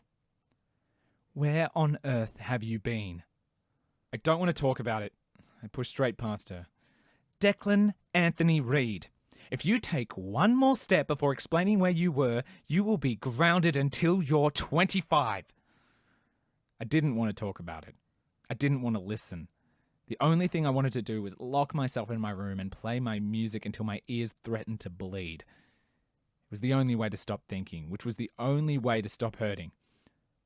Behind me, Mum continued her tirade, but I didn't listen.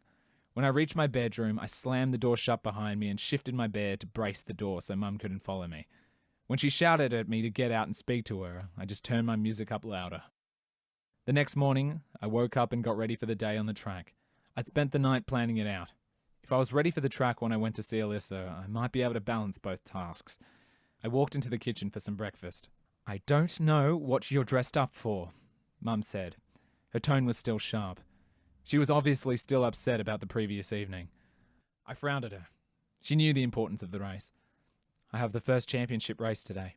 You were given that car on the proviso that you did well at school and acted responsibly. And your behaviour yesterday wasn't responsible. Fuck, it's not like I made Darcy that Valentine or forced Alyssa to fight her. Language! And what are you talking about? The fight. Liz calling it off, everything going to shit. Isn't that what you mean? I'm talking about the disrespect you showed me. I could almost have accepted you turning up as late as you did without letting me know you weren't coming home. But the rest of it?" She assessed me for a moment before sighing and sitting at the table beside me. When she spoke again, her tone was softer. "It sounds like there is more you need to tell me, though." She waved her hand for me to tell her more. We sat at the dining table and I told her about everything with Alyssa and Darcy, and the stupid Valentine that caused all the trouble. In the end, she agreed there were enough extenuating circumstances to allow me to race, but that I was on my last warning. By the time we'd finished our chat, there wasn't enough time to see Alyssa before I left for Queensland Raceway. I only hoped that Alyssa would understand. Chapter 5. The End of Idiocy. There was nothing worse than seeing Alyssa dating someone else. After I'd apparently proved to her that I didn't care for her at all, that I'd rather have a race car than a girlfriend, she refused to take me back. It killed me, because I couldn't even talk to anyone about it. Ben had just started dating Alyssa's friend Jade. They'd got together over a fucking Valentine, of all things, and the only other person I wanted to talk to was exactly the person I wanted to talk about. My chest ached each time I saw her, but I couldn't do a damned thing about it. For the first 2 weeks, she'd refused to talk to me at all. Eventually, she'd grown civil towards me, but that was it. I was granted precious few words.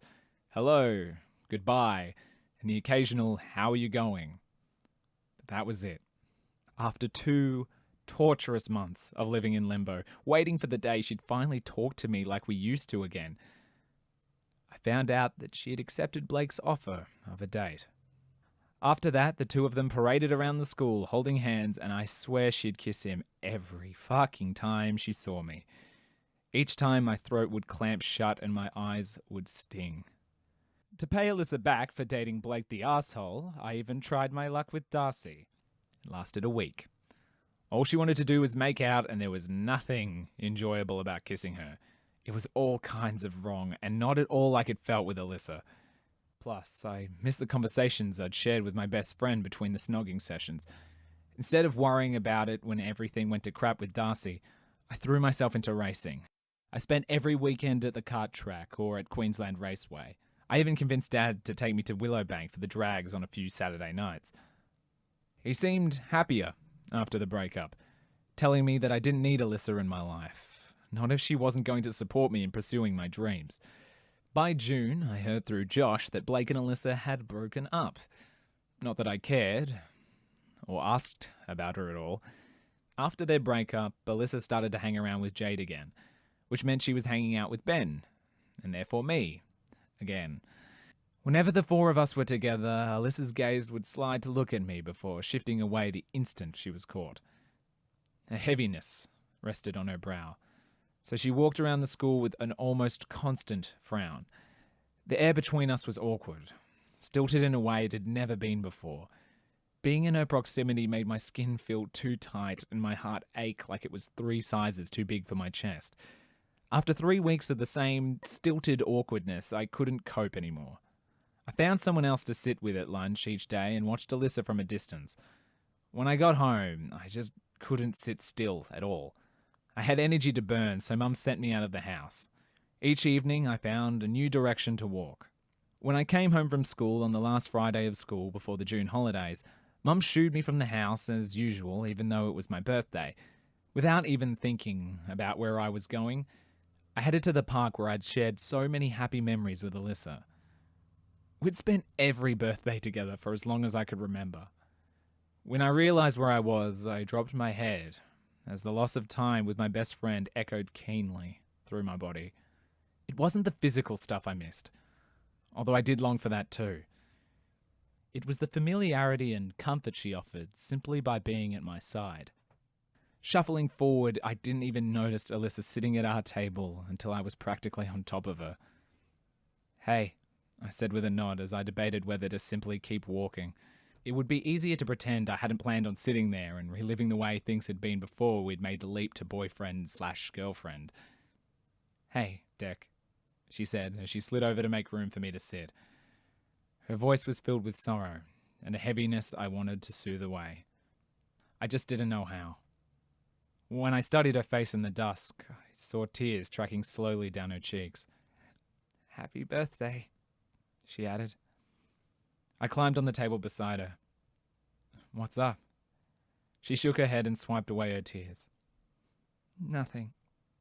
"Come on, Liz. I know you. Something's up." She hung her head, letting her hair fall in curtains around her face. "It's nothing," she said. But her voice was filled with fresh tears. Without thinking, I moved closer to her and wrapped my arm around her shoulders. "I know it's not nothing." She leaned into my hold before clutching at my shirt and pressing her face to my chest. "I miss you, Deck. I miss everything about you. I miss this. I miss us." I closed my eyes and held her tightly, both arms wrapped around her body. Her words echoed my own thoughts almost perfectly. My chin rested on the top of her head, just like always. The movement was so familiar, so comfortable. "Me too," I croaked out as best as I could. "I'm sorry, I was an idiot. Can we try all of this again?" I reached my finger underneath her chin, lifting her head so that I could claim her mouth. "Of course," I murmured, before moving in to kiss her. She pulled away at the last second. "Shit, no, I don't mean that.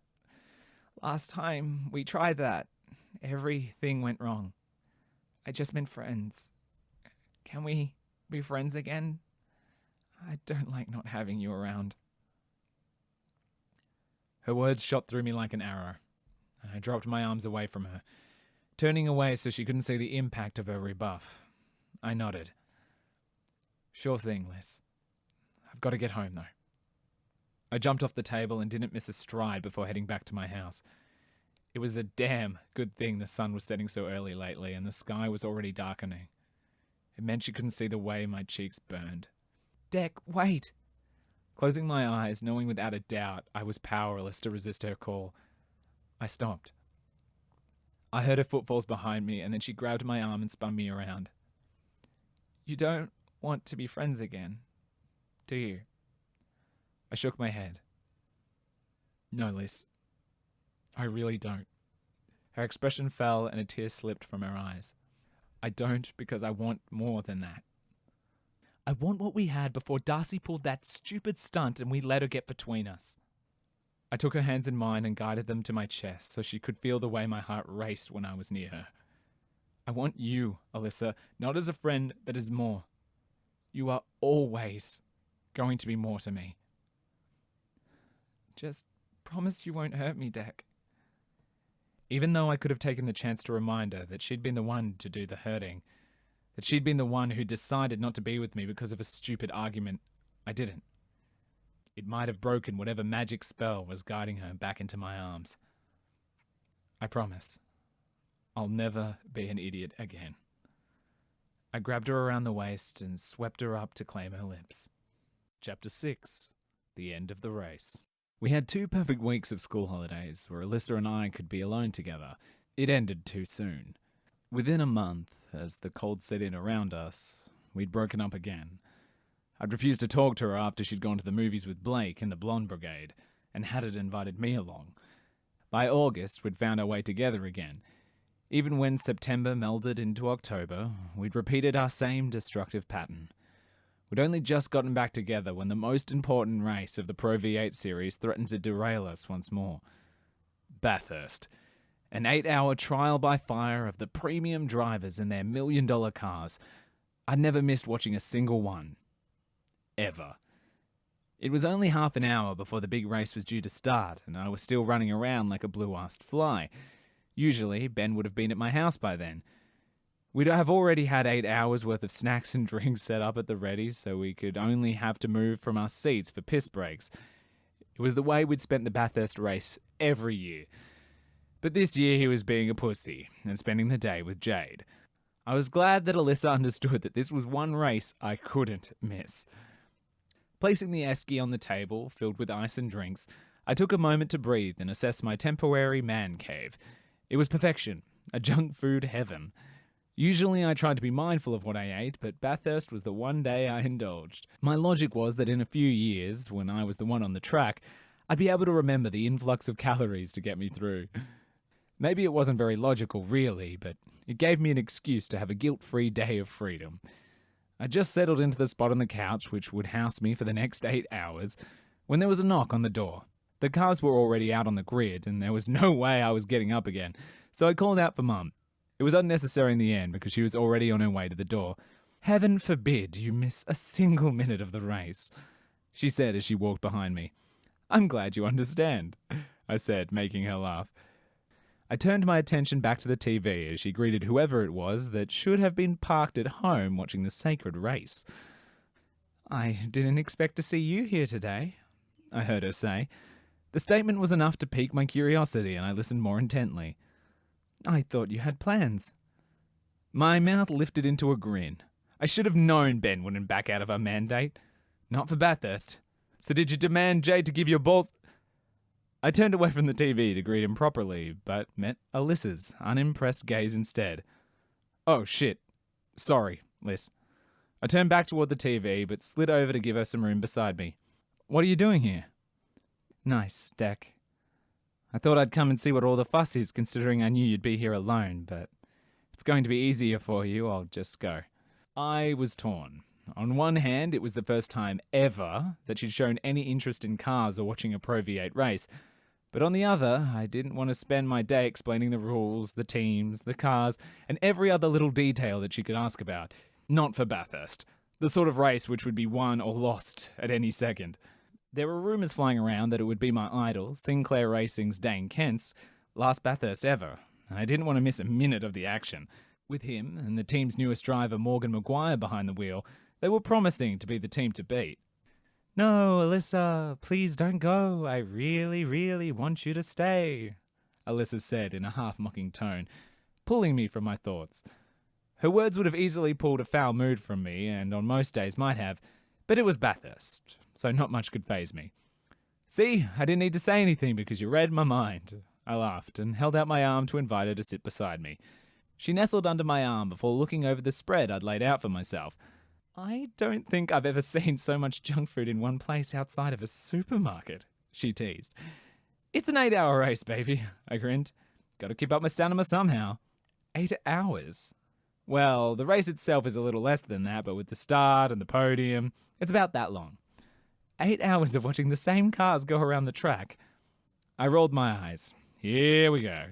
Yeah, it's an endurance race. The point is to stick it out to the end. It becomes about the asset management and pit crews as much as the drivers. It's racing at its finest. She waved her hand dismissively. "Do you really have to watch the whole race, then?" I pulled away from her to check if she was being serious. "Of course, it can change in the blink of an eye." "If you don't want to watch it, there's the door." I bit back on the words because we'd been broken up so damn recently that I was willing to give a little to be with her. Still, some of her comments made it pretty hard. So, holding up my hand, I silenced her. The race is starting. I sat forward, anxious to see whether Kent could get a good jump off the line. So, she started again. I spun to cast her a quick warning glare. The start of the race was vital, with everyone jostling to be the first off the line. Although the first corner wasn't vital like it was for shorter races at other tracks, it was easily the most exciting corner, with the exception of the last.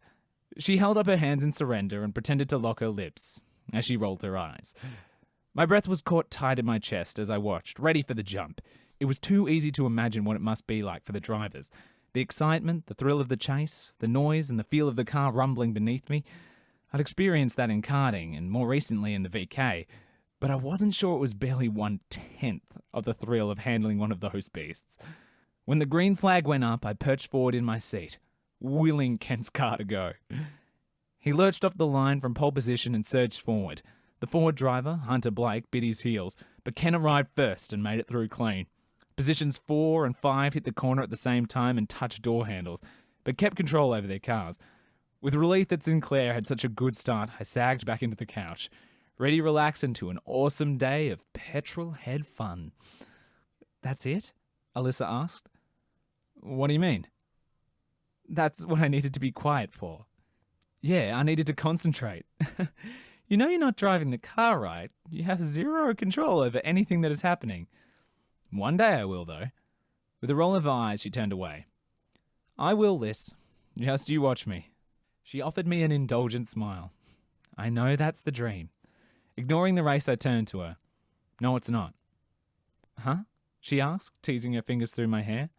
You say the dream like it's something that won't happen. This will happen. You've still got another year of school left, though. Yeah? You might change your mind by then. It was my turn to offer an indulgent smile. Sometimes it was like she didn't know me at all. Deciding it wasn't worth the argument, I settled into the seat and invited her to snuggle into me. The silence lasted 3 laps, and then Alyssa started to ask about my plans for Christmas, for a double date with Ben and Jade, and for a whole heap of other things that I didn't really care about while the cars were on the track. Liz, can you at least wait for the ads? She gave me a look of innocent confusion. I'm just trying to watch the race. She rolled her eyes but stopped talking and shifted so that she was lying on the couch with her head in my lap. I smiled when she rolled over to watch the TV, seemingly interested in the race. Then she yawned and rolled back over to glance up at me. Can't we go for a walk or something? I'm watching the race. I was certain I'd failed to keep the irritation out of my voice. But there's hours to go, right? She reached up and stroked my face before tickling her fingers over the skin of my neck. Can't we go for a walk and come back closer to the end of the race? But then I'd miss the race. Not the end. That's the important bit, isn't it? I don't think you understand how it works. She sat up and pressed her lips to mine. Come on, let's do something. I pushed her away gently. Liz, please. She huffed and sat on the opposite end of the couch. When I was certain she wasn't looking, I rolled my eyes. It was exactly the reason why I hadn't invited her over. It was impossible for her to understand how important every single lap was. There were so many different things that could shape a race in an instant. Someone pitting early or late, a safety car, the weather, overtaking, or even a brake failure. At any stage, a driver could make a critical error. If I left and then came back for the last 15 minutes, I've spent that whole time scrambling to figure out who was where and what had happened. Without words, I stood up and headed for my bedroom.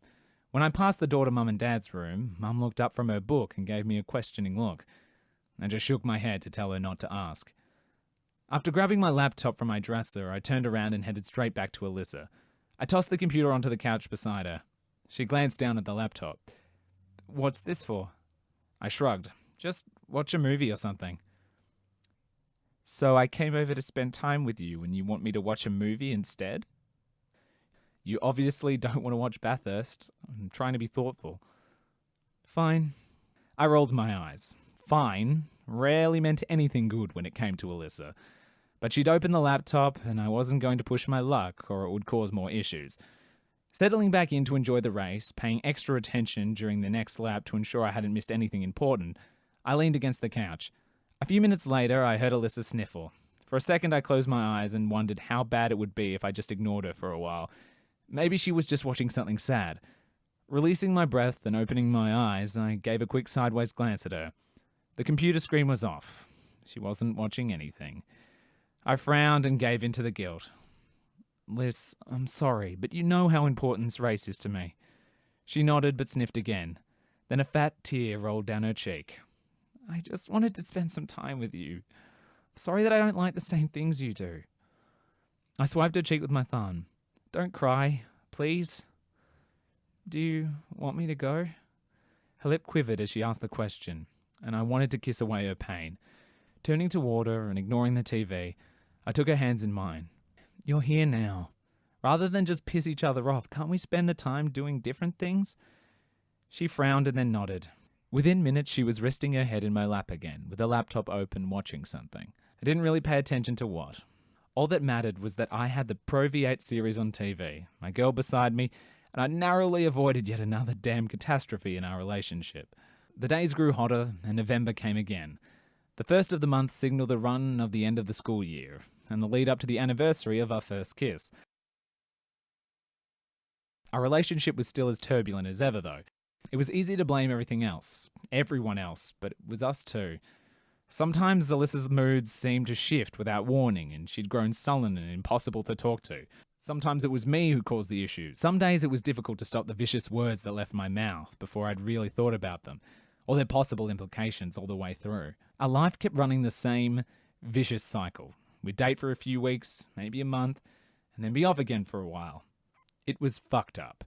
We were hurting each other more than anyone or anything else ever could. It was worth it all, though, because we also healed each other in ways no one else ever could. Between racing, Josh's football games, and me being dragged to conferences beachside locations with Dad's work, Alyssa and I spent more weekends apart than we did together. It sucked, but it made the desire to be near each other that much stronger during the week, when we were actually together at least. Of course, having so little time alone made us more inclined to wag school to catch up. Alyssa was standing in the front of our homeroom. She was looking for me, but hadn't spotted me yet, so I crept up behind her and grabbed her hand. Startled, she turned to look at me, pressed my finger to my lips, and pulled her along behind me. I'd been away from town for the weekend, yet another boring bank conference in Noosa that Dad had dragged Mum and me to, so I really needed my fill of Alyssa time. I knew that conversations between classes just wouldn't cut it, so I decided to wag and didn't give her much of an option. She knew my decision as soon as I dragged her in the direction of our park. If she had a problem with my idea, she never voiced it. As soon as we were far enough from the school, I pulled out my mobile phone and dialed the office. Hello, this is Curtis Dawson. I'm calling to let you know that Alyssa won't be in school today, and unfortunately she's not feeling very well. It was easy to convince the office staff of my story. It was all about having the right amount of confidence in my voice to bullshit my way through. Once I'd hung up, Alyssa and I burst out laughing. We were free for the day, and couldn't have been happier. I couldn't speak for her, but I missed the fuck out of her while we were apart, and longed for some time together. Just the two of us. While we walked the short distance to the park, we chatted and laughed. It was just like old times. Who called in for you? She asked. Josh. I caught up with him just before we left. Alyssa stepped in front of me and walked backward. Letting his little sister wag school with strange boys. He's supposed to watch out for me. Strange boys. I grabbed her waist, lifted her up and spun her around. I'm offended. Sorry, she smirked, and there wasn't an ounce of apology in her voice. I mean, I'm 16. I'd say I've developed into a man by now, wouldn't you say? She laughed. But I'm right about the strange. Baby, do you know anyone stranger? She shook her head. You know that's what attracts me. I grinned at her before reaching forward to brush her ponytail off her throat. It was really just an excuse to touch her. So, what's this in aid of anyway? She indicated our park. Does a boy really need a reason to wag with his girl? She raised her eyebrow at me. Fine. I just really missed you this weekend.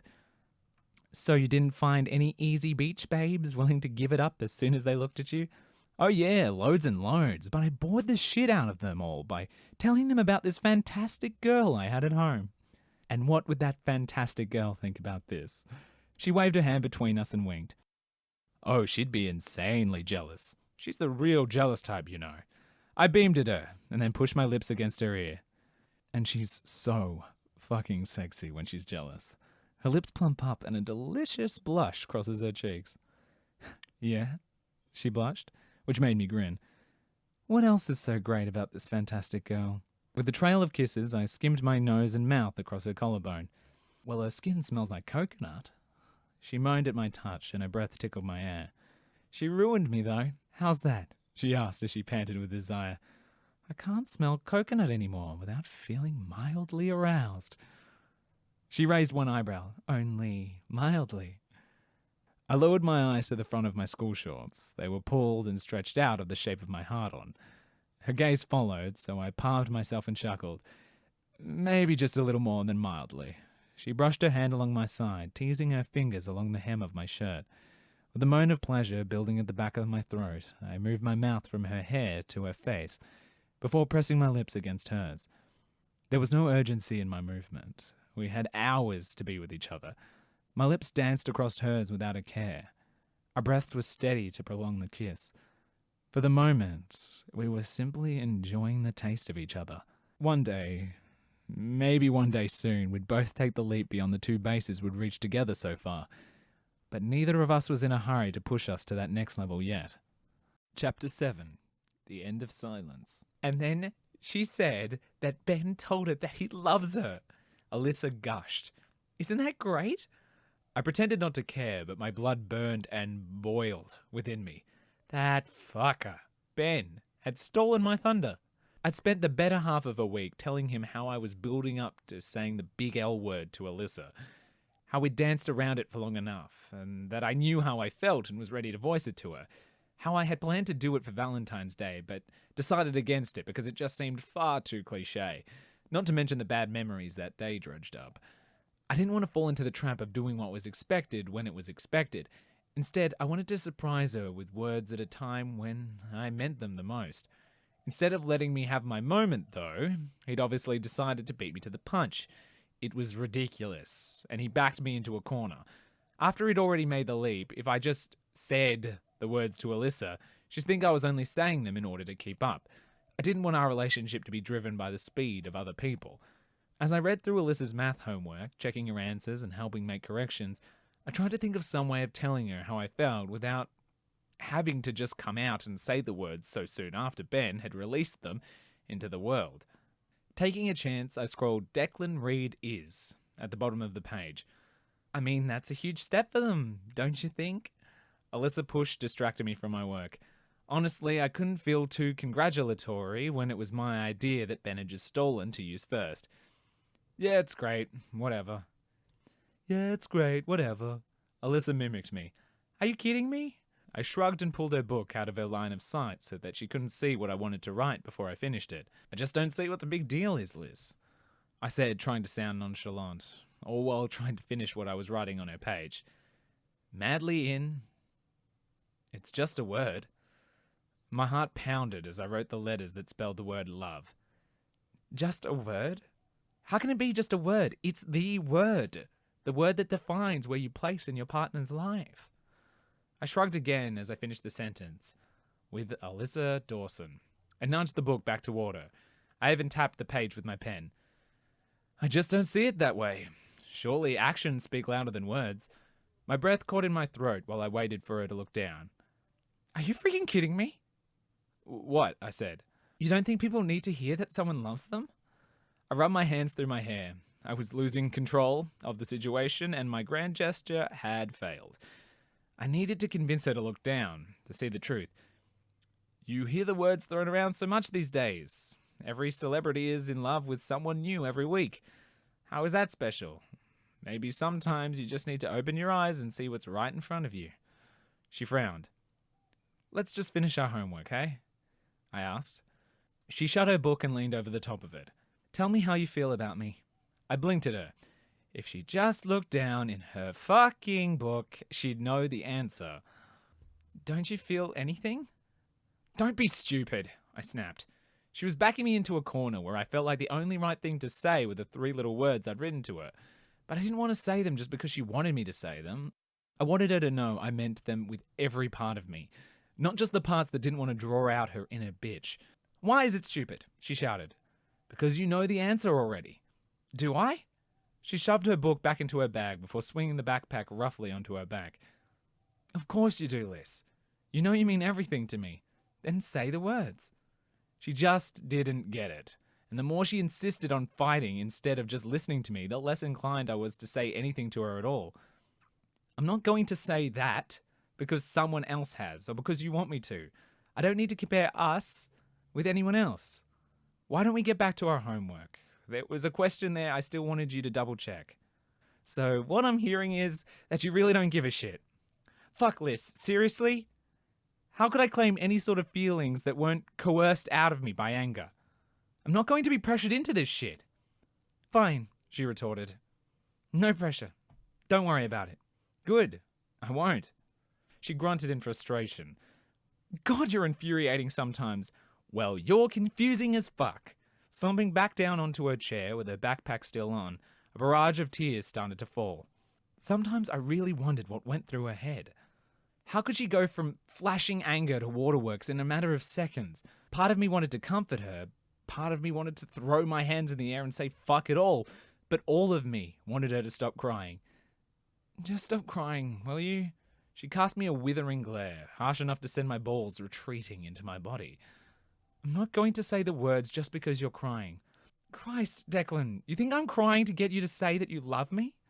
Well, I don't see any other reason for you to be in tears. How about having an ass for a boyfriend? She sniffed and sobbed as she said the words. Well, that's simple. If I'm such an ass, don't be my girlfriend. Her tears started afresh. Fine. Her voice held a finality I'd heard a few times before. Each time it preceded terrible events. It was enough to stop my heart and steal my tongue. She glanced up at me from between her wet lashes, as if expectingly waiting for me to say something or move toward her. But I felt like I was 2 steps behind the conversation and desperately lost. It's fine, she said after a beat. Her voice held a dangerous calm. You're right. I shouldn't settle for an ass as a boyfriend. She stood again, shoving the table at me and blocking me in. Shaking her head, she walked away. It's over, Declan. What? I couldn't comprehend how quickly it disintegrated from a discussion about saying I love you to her, walking away declaring we were over. Again. Fighting against the desk, I pushed it away and fought my way out. By the time I did, she was already at the library door. Liz, wait! If she wanted the words so damn much, I was just going to give them to her. The door slammed shut behind her. Fuck! I raced to the door to follow her, but I couldn't shout that I loved her across the school while she was pissed at me. She'd eventually think I only said it to stop her, and then I'd never get her to trust that I meant it the first time I said it. Can I come over later? I shouted after her. She didn't even glance over her shoulder. I won't be home, and you won't be welcome. I want to be with someone who isn't afraid to tell me how he feels. I glanced at her bag which held her homework, and my words. I didn't want to leave it with us pissed at one another, though. But baby. She spun around and raised her hand. Her eyes flashed with anger and my words froze on my lips. Don't you baby me, Declan Anthony Reed. We're through. I'd learnt a while ago when to follow her and when to let her go. This was a let her go sort of moment. She needed to simmer with her anger for a while, but that didn't mean her dismissal didn't swarm around my body and churn everything up in the meantime. Alyssa climbed into Jade's mum's car and then she disappeared. The lump in my throat grew bigger with every minute she was out of my sight. Mum wasn't home when I got there, so I went to Alyssa's. I knew she wasn't going to be there, but I found the next best thing to my own mother instead. Oh, Dec, I didn't expect to see you. Alyssa's not here, Ruth said as she pulled open the door. I know, I just needed to see someone. What's up? I didn't really know where to begin. Honestly, I didn't really feel like talking about it. I just didn't want to be at home alone. Neither did I want to see the traitor, Ben, who'd caused the issues. I sighed in frustration. Nothing. Can I just hang here for a while? She gave me a smile. Our home is your home. You know you're always welcome. Thanks. She handed me a Coke. If you want to chat, I'm a good listener. I scoffed. Unlike Alyssa. We sat in silence while we watched TV. After a few moments, her silence drew a question from me. When did you know it was the right time to say, I love you, to Alyssa's dad? She looked quizzically at me, but then a knowing smile graced her lips. I just knew. Did you worry that you were saying it too soon? Not that I mind, but where is this coming from? Liz demanded I tell her that I love her today. She chuckled. Why doesn't that surprise me? The stupid thing is, I was going to say it anyway, but instead we had a fight about it. She's headstrong. That's one of the things you like about her, isn't it? Despite the fact that my chest ached and my head swirled with doubt and confusion, I smiled. Yeah, it's also one of the things that pisses me off about her. Ruth laughed. That's often the way it is with these things. I just hate the expectation that our relationship's supposed to follow a certain path. What's wrong with doing things at our pace? There's nothing wrong with it. Then why is she so pissed off at me for not doing things exactly when she wants me to? Why can't I say I love her when I mean it and not just use the words to make her happy? Weren't you going to say it anyway? Yeah, but... I trailed off. My argument died on my lips at the look on her face. I just don't want them to be meaningless. Why on earth would it be meaningless? It's just used too much, isn't it? Every Tom, Dick and Harry seems to use it to get what they want these days. Where's the value in it? It's not the words as such that hold the value. It's what they mean to you both. In that statement, she'd struck a huge nail on the head for me. The one thing that held me back in these days and weeks before, when I'd considered saying the 3 words to Alyssa, what if they don't mean the same thing to Liz as they do to me? Ruth wrapped her arm around my shoulders and rested her cheek on my hair. I really don't think that's something you have to worry about. I just don't know. Sometimes it feels like our path is too hard. My voice trembled with the tears that threatened to fall. We spend more time apart than we do together. Ruth ruffled her fingers through my hair. That's high school for you. Is it just that, though? How do I know if we're supposed to be together or not? Tears sprung into my eyes and I leaned farther into Ruth's motherly embrace. It just feels like all we do lately is tear each other apart. Sweetie, trust me when I say things get easier once you're out of school. Right now you're stuck in a big melting pot of hormones and stress. Things seem bigger than they will in a few years. In fact, I'm sure one day you'll look back on all this and laugh. Maybe. If you really love each other, which I suspect you do, it'll work out eventually. Thanks, Ruth. Maybe tomorrow you can tell Alyssa what she wants to hear. I wrote it in her book. What? I wrote it for her. I didn't want to tell her because Ben had just told Jade, but I wanted her to know. Well, I'm sure when she finds it, she'll appreciate the gesture. I sat with Ruth for a little while longer, thinking about everything she'd said. When I got home, I found Dad was back from his latest 3-day banking convention. He grilled me about where I'd been and where I told him about the fight I'd had with Alyssa and my conversation with Ruth. He sat me down. Just be sure this is what you want. What do you mean? You two are very intense. You don't want to be making any decisions or choices that will trap you in the long term. Trap? Well, you want to race V8s long term, don't you? Yeah, of course. Well, how do you think kids fit into that equation? A wife? Fuck! I'm just telling Liz that I love her. I'm not talking about kids or marriage. You might not be thinking of those things, but you can bet your bottom dollar that they've passed through Alyssa's mind more than once. Past conversations rolled through me. There had been times Alyssa had spoken about those exact things. At the time, I thought she'd meant in the abstract, but Dad's words made me wonder. Had she meant in an actual plan for the future? The way I talked about racing V8s with her? After the conversation with Dad, I couldn't fight the niggle of doubt that had taken hold in my mind. I went to bed wondering whether maybe Dad was right. When I woke the next morning, the seas of uncertainty that had taken root the night before were still there. Accompanying them were nerves unlike any I'd ever experienced before. It was likely that Alyssa would have already found my note. What would she think? Would she appreciate the gesture or think I was a coward for not voicing the words aloud?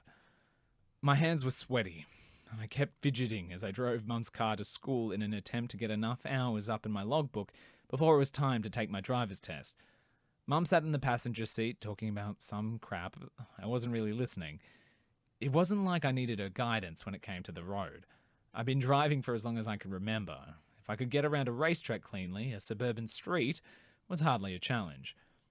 By the time I got out of the car and headed for homeroom, I was a sweaty mess. It seemed likely that I had 50-50 chance of being kissed or ignored, of having my love returned or my heart stamped into the dirt.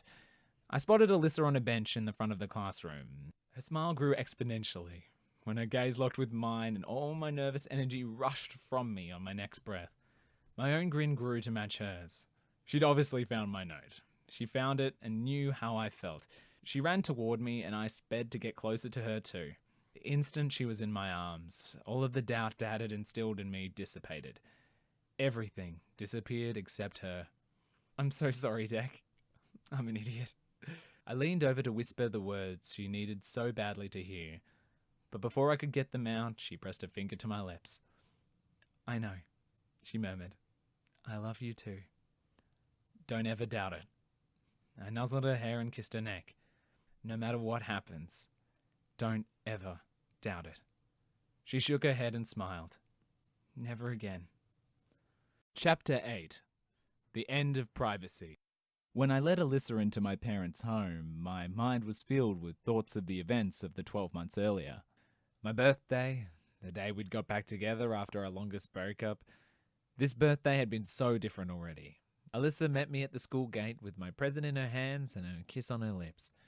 Instead of spending the day avoiding each other, we'd spent it ignoring everyone else. Before we'd even finished crossing the threshold, Mum was at the door, preening over Alyssa. I stifled a chuckle. Once, Alyssa had been much of an installation in my house, as I had been in hers. It had been a while since I'd last brought Alyssa home, though, mostly because her parents were home less often than Mum. Even when Josh was there, he didn't care or wanted to know what we did, so we were usually left alone. Whenever we were at my place, though, Mum practically became a helicopter. I knew it came from a place of love, but it was still annoying as fuck to have my mum looking over my shoulders when I wanted to kiss my girlfriend. "It's so nice to see you, Alyssa," Mum said, pulling her into a hug. Despite the fact that Alyssa was tugged away from me by the move, I refused to let her hand go. "You too, Kelly," Alyssa replied, her voice sugar and sweet despite the things she'd been whispering to me not long before. "Your hair looks lovely." Mum touched her new haircut and smiled before turning to me. "You hide this young woman away far too much. You should bring her home more often." I rolled my eyes but held my tongue. There wasn't much point trying to explain that Mum's reaction was exactly the reason why I didn't bring Alyssa home very often. "I hope you brought your appetite," Mum said to Alyssa. "I've cooked Declan's favourite, and I've catered for an army again. You know me." As soon as Mum's back was turned, Alyssa met my gaze, and the look in her eyes bypassed every logical part of my brain and travelled straight to my dick. Fuck me. I fought against the urge to drag her straight to my room mid-conversation. "I'm starved," Alyssa said. It took my mind a moment to catch up to the fact that she was talking to Mum, and not me. She turned away to meet Mum's gaze, and I was finally able to breathe again. "I'm really looking forward to dinner." "Very good. It's still another hour away, so I hope you two can amuse yourselves for that long." "I'm sure we can find something to do to occupy our time." My throat went dry as Alyssa said the words. I hope she meant it in the way I took it, but I had no way of knowing for sure, at least until she practically pushed me in the direction of my bedroom. Before the door had even closed behind us, her lips were on mine and my hands found their way to her back. Without wasting a second, I unclasped her bra and cupped her boobs. She pushed me until I crashed against the side of my bed, and then she climbed onto my lap and ground her hips against mine. We discovered this little dance just a few weeks earlier, and fuck if it didn't feel fantastic. Her tongue clashed with mine as she kissed me with a rhythm that matched the sway of her hips. Between the feel of her silky skin and hard nipples under my palms, the relentless grinding of her heat against my cock, and the way her lips caressed my mouth and jaw, I knew I wouldn't last long. Years ago, when I discovered the pleasure of my own hand, I never dreamed that I could feel so damn good without direct skin-to-skin contact. Although as incredible as it felt to have her on top of me, a new fantasy struck me. I thought about Alyssa's hands snaking down the front of my pants, of her gentle caress wrapped around. That thought was enough to do me in. With a grunt and a moan, Alyssa stifled with her mouth. I came hard. For a moment, Alyssa stared at me as I collapsed into a spent heap. Then, with a frustrated look, she grabbed my hand and guided my fingers to her center, over the thin layer of her panties. With gentle strokes, I matched the same rhythm she'd set when she was grinding her body against me. A moment later, she tipped her face up to the ceiling as her body grew ever more relentless. Her hips rocked forward, urging my fingers to press harder until I could feel her dampness through her panties. I considered how easy it would be to brush aside the thin scrap of material and touch her properly. She tilted her head down and met my questioning gaze. With a tiny nod, she gave me permission. I groaned nearly as loudly as she did when my fingers brushed across her slick flesh. Her hands came to rest on my shoulders and fisted in my shirt. The movement brought her body closer to mine, and I could feel her hot breath rushing against my ear as she panted and gave low, almost inaudible moans of pleasure. I reached out with my free hand, drawing her face closer and forcing her lips to mine. "Fuck," she muttered under her breath as her body grew rigid. "Declan? Alyssa?" Mum's voice came at the exact second she knocked. But she must have pushed the door handle at the same time because the door swung open. Alyssa and I sprang apart in a flash as she crossed to the other side of my room, surreptitiously crossing her arms in front of her chest to hide the fact that her bra was unclasped. For a brief moment, which might have been comical if not for the mortification that rolled through me, Mum's gaze swiveled from left to right, between Alyssa and me.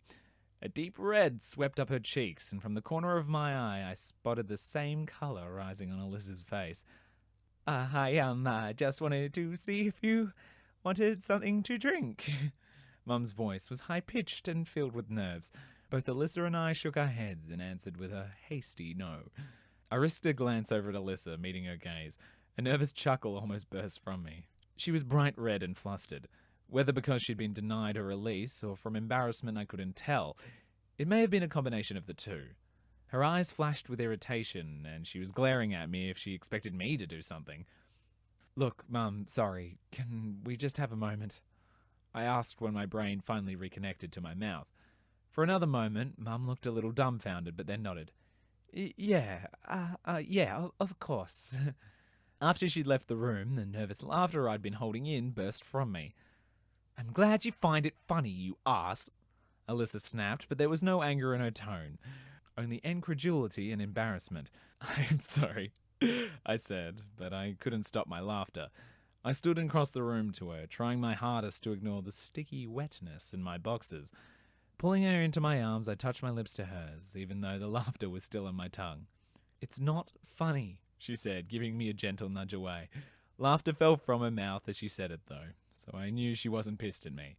At least, not for the moment. I moved closer to her again, pinning her to the wall with my body.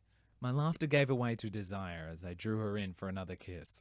When I moved to deepen, Alyssa pushed me away. I trailed my fingers through her hair and brushed her cheek. "What's wrong, baby?" "Your mum is right outside the door." "Nah, she'll be in the kitchen by now." I trailed my lips along the column of her neck. "But she could come back in at any moment." Alyssa's argument was breathless and weak. My fingers brushed along the hem of her shirt, teasing her stomach and earning a shiver in response. I walked my fingers over her silky skin, trailing over her stomach and tickling her ribs. "You don't really want me to stop, do you?" "Deck," she murmured. It wasn't a request to stop, nor was it a plea for more. She seemed torn, but I was willing to play dirty to convince her to do things my way. Where was I before? I didn't add the "we were interrupted" because I refused to offer any reminder of the incident moments earlier and risk her stopping me. I wanted to show her how much she meant to me and finish what we'd started. My hand brushed her thigh and my fingers skimmed the hem of her skirt. With a desperate sigh, she tilted her head back against the wall. The small sound gave me a courage, and I lifted my hand higher, pushing the material up, out of the way. When my fingers reached the edge of her panties, I pushed them aside and grazed her clit. Oh, God. Alyssa's exclamation flowed across my skin in a warm rush. I claimed her mouth as I rubbed the pads of my fingers back and forth across her heated flesh. Her breathing sped up and her hips bucked in time with my movements. Can I try something? I asked in a hushed whisper. Always, she murmured. Tell me if I do something wrong, okay? She nodded. I increased the slide of my fingers against her skin, rubbing along the length of her pussy. Her hips rocked forward in time with my movement, and when they did, I slipped the tip of my finger inside her. The gust that issued from her was the best sound in the world. It was part surprise, part needful, and all wanton. She wrapped her hands around my neck and used the hold to support herself as I repeated the action. I used her reactions to guide my touch, increasing the things that caused her to issue throaty, needy moans, and not repeating things that made her pull away. I brushed my thumb over her clit while sliding my fingers in a rhythmic motion until she came, desperate and panting around my fingers. You are so fucking beautiful when you come, I murmured to her as I held her boneless body against my chest. What about? I silenced her with a kiss. Just enjoy the moment, will you? She chuckled, but relaxed against me. I picked her up and carried her across to the bed, dropping her down as gently as I could. Can you roll over and face the wall? I asked. What? I just need to sort out my situation. I glanced down at my crotch. It's uncomfortable as hell, and I just need some privacy for it. Oh, okay. She rolled over to face the wall as I asked. I yanked off my shorts and boxers, using the dirty clothes to clean myself up before balling them up and tossing them in my hamper. I reached for clean shorts and boxers. A sound from my bed made me turn my head toward Alyssa. She was on her side, facing me, and her eyes were wide. A grin stretched across her lips. What the hell are you doing? The words left me before I could stop them. I couldn't really be pissed at her. After all, when the shoe was on the other foot, I'd copped all the accidental eyefalls that I could. She looked a little contrite. I was just curious. I pulled on the boxes. Like what you saw? The corners of her lips twitched. Maybe.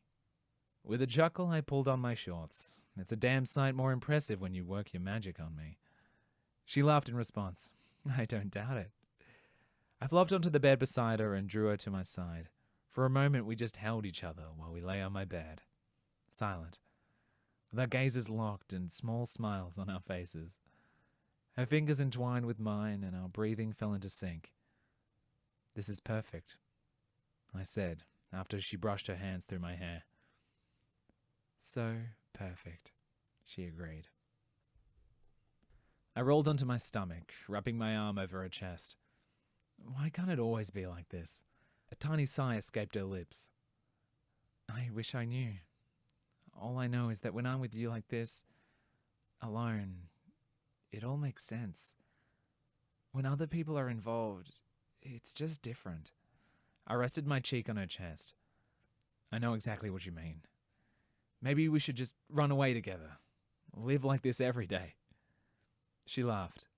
It'd be nice, but where would we live? What would we eat? You don't have to be the sensible one all the time, Liz. Dream a little with me, please. I'll try. We spent another 10 minutes talking about what we might do if we just up and left, before I was finally ready to give up my alone time with Alyssa and head out and spend time with my parents.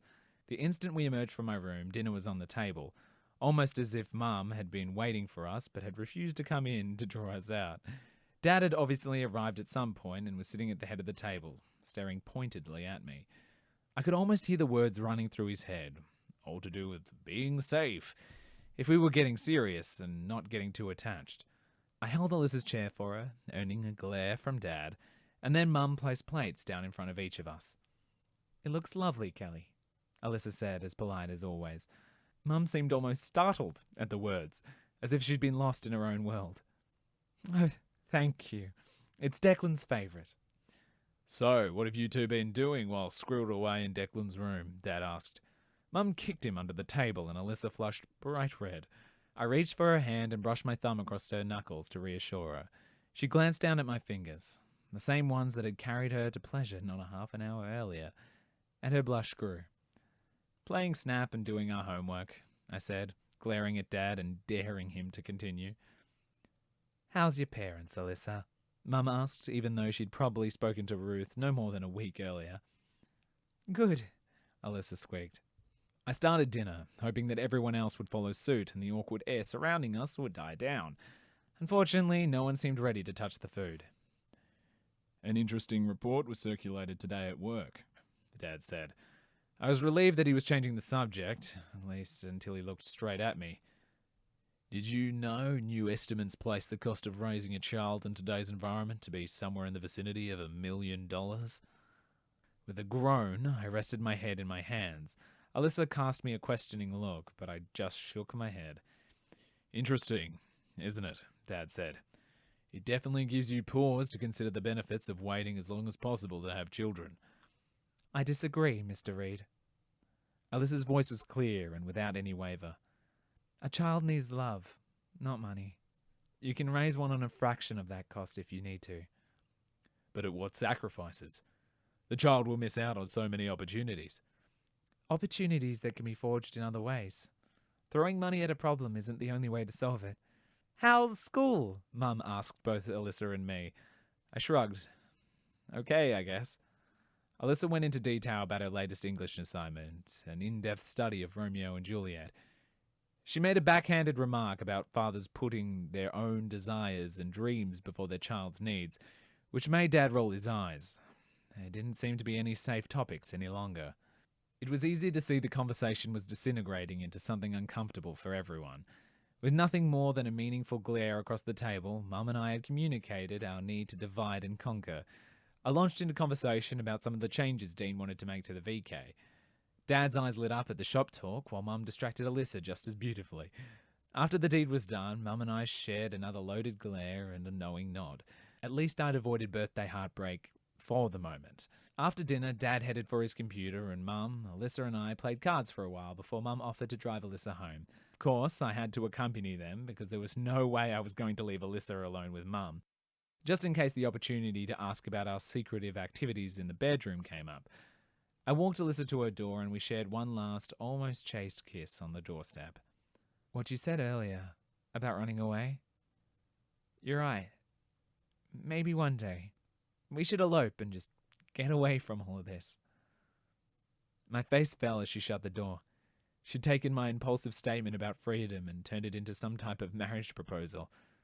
I wasn't ready for that. Not at all. Maybe Dad had been right about Alyssa's dreams. Chapter 9. The End of Wishing. The track was the one place Alyssa refused to spend time with me. Even though I was going well in the series, she wouldn't come and support me. It was too boring for her, apparently. It probably wasn't far off the truth, really, because once I was in the zone, the car was my only focus. I couldn't afford distractions, not if I wanted to continue my fuck-hot debut year, running as well as it had been. She wouldn't even come to the kart track with me, which was a little more fucked up considering that was usually just for fun. Once, I'd been able to convince Josh to go with me, but after I'd handed him his ass by lapping him multiple times, he refused to go ever again. Tightening my hands around the steering wheel, I forced myself to focus on the task ahead. The car and the race. And not concerns about Alyssa's lack of support. I barely had time for 3 deep breaths before the flags went down. The thrum of the engine filled my veins, and I came alive with the press of the accelerator. Just like I had for the whole season, I was feeling the car. It was nothing but an extension of me. The race, the season, it was all mine for the plucking. Turning 17 had given me a new maturity behind the wheel, and I'd taken every advantage of it for the last couple of months. Even though I was up against wannabes at least twice my age, there was no one who could touch me. So far, of the 6 rounds we'd raced, I'd earned a podium in them all. 3 of those were in first place. The car hugged the turns, with barely any body roll as I floated through the bends. In the car, I was at home. Nothing ever made me feel as powerful and potent as I did behind the wheel. With the narrow view of my visor, I was free. I was able to dream of the day my fantasies came to life. Unlike half the wash-ups on the track, I had the potential to make it onto the professional circuit. I just needed the right person to notice me. That didn't mean I was sitting back and waiting for someone to chance across me. It was already October, and I only had a little over a month left to plan my next step after I graduated school. In the hope of securing a contract with a team, any team, I'd drawn up a portfolio detailing my successes in both the karting and sports sedan series I was in, and sent it to every racing team I could. There was one I wanted to attract the attention of more than any other though. Sinclair Racing. Their Holdens were the most formidable on the V8 track, and I dreamed of being in one of their cars long before I'd ever jumped behind the wheel. Even when I'd started in karts, it was with dreams of a place with Sinclair running in my head. It was their logo I imagined on my race suit when I kitted up for a race. The only drawback with Sinclair was their location. The team headquarters were in Sydney, which meant that I'd have to move if I ever was lucky enough to be granted a position. Alyssa and I had never really discussed whether she'd be willing to move if my dreams did come true, mostly because she didn't actually believe they would. We'd rarely spoken about racing at all outside of how inconvenient practices, races, and my dream was to the time she wanted to spend with me. Her every action proved to me she saw my racing as nothing more than an expensive and time-consuming hobby. For some, that might have been the case. But not for me. There was no doubt in my mind that I would make it one day. Someday, somehow, and even if I did fail, it wouldn't be for a lack of trying. When it came to her dream, things were different. I'd spent so many of my precious few spare weekends with her walking around university campus after university campus. She'd initially told me there were 2 she wanted to look at. But that had ended up being 4, including one down on the Gold Coast. She was just lucky I loved her. By the time the flag went down at the end of the race, I was a good 2 seconds in front of second place. The win basically stitched up my season. There was no way anyone else could take the series from me. But that didn't mean I wouldn't be at the track the next race. The weekend after the formal. Every second on the track was practice for what was to come for the rest of my life. When I pulled the car off the track, I had a wide grin on my face. Nothing could hold me down or spoil my elation over my latest win. Just like I always did, I left the car for Dean and his crew to pack up. I'd done my part as far as the sponsors were concerned. Before I'd even rounded the car, I had my phone in my hand to text Alyssa with my results. She didn't really care about whether I came first or last, but she would still be happy for me. "Declan!" Mum called out to me, but I ignored her to finish the text to Alyssa. My phone was my sole focus after I hit send, certain Alyssa would text me straight back. "Deck!" Mum said again. She sounded a little breathless with glee, which was odd. Sure, I'd all but won the series, but that didn't fully explain her excitement. It wasn't like I hadn't won a race before, or a series for that matter. Mum was always thrilled when I won, but the tone in her voice was different. I lifted my gaze to see a man standing with Mum. Despite the fact that he was shorter, even than Mum, he had a presence which made him seem at least a foot taller. Beneath his red cap, with the logo I desired so desperately, his brown hair was clearly on the verge of giving up the fight to go grey. He looked at me with a wolfish grin on his lips, as if I was some prize pig, and my heart pounded at the sight. There was only one reason he'd be looking at me that way, and that was if he'd seen my potential. My mouth went dry at the sight of him. It was as if my dreams had manifested themselves into reality in front of me. I'd hoped and prayed for the moment, but for it to be real and really happening was almost more than I could handle. "Declan, this is Danny Sinclair." Mum introduced him, completely unnecessarily. Her voice wavered as she spoke because she knew as well as I did just how big of a deal it was for Danny Sinclair of Sinclair Racing to have come to this meet just to watch me. "He received your portfolio and wanted to stop in and watch you race in person. Mr. Sinclair, this is my son, Declan Reed." "Nice to meet you, Mr. Reed."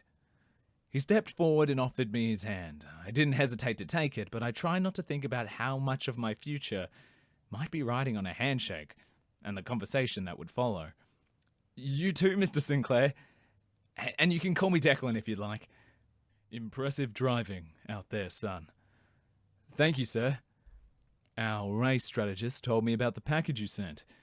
It was very thorough and shows a natural talent for not only racing, but also race management.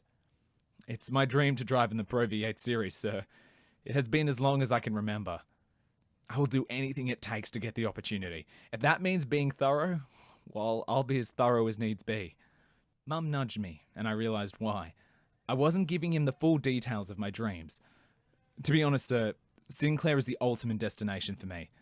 I would take any driving position, but your team is the creme de la creme and would be my first choice if I was given a chance. That is what I'm here to talk to you about.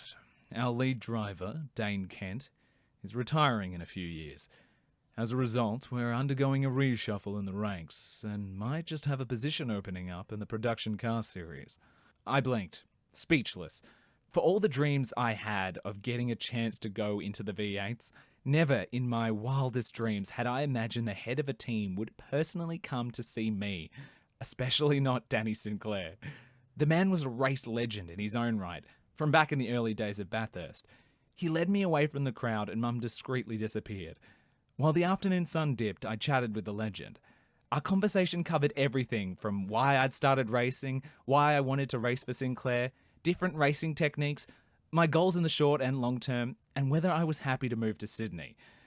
By the time we wrapped up our chat, we were laughing and joking with one another.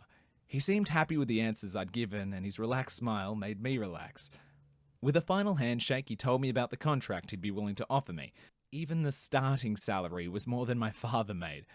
More than I could have ever dreamed of making straight out of school.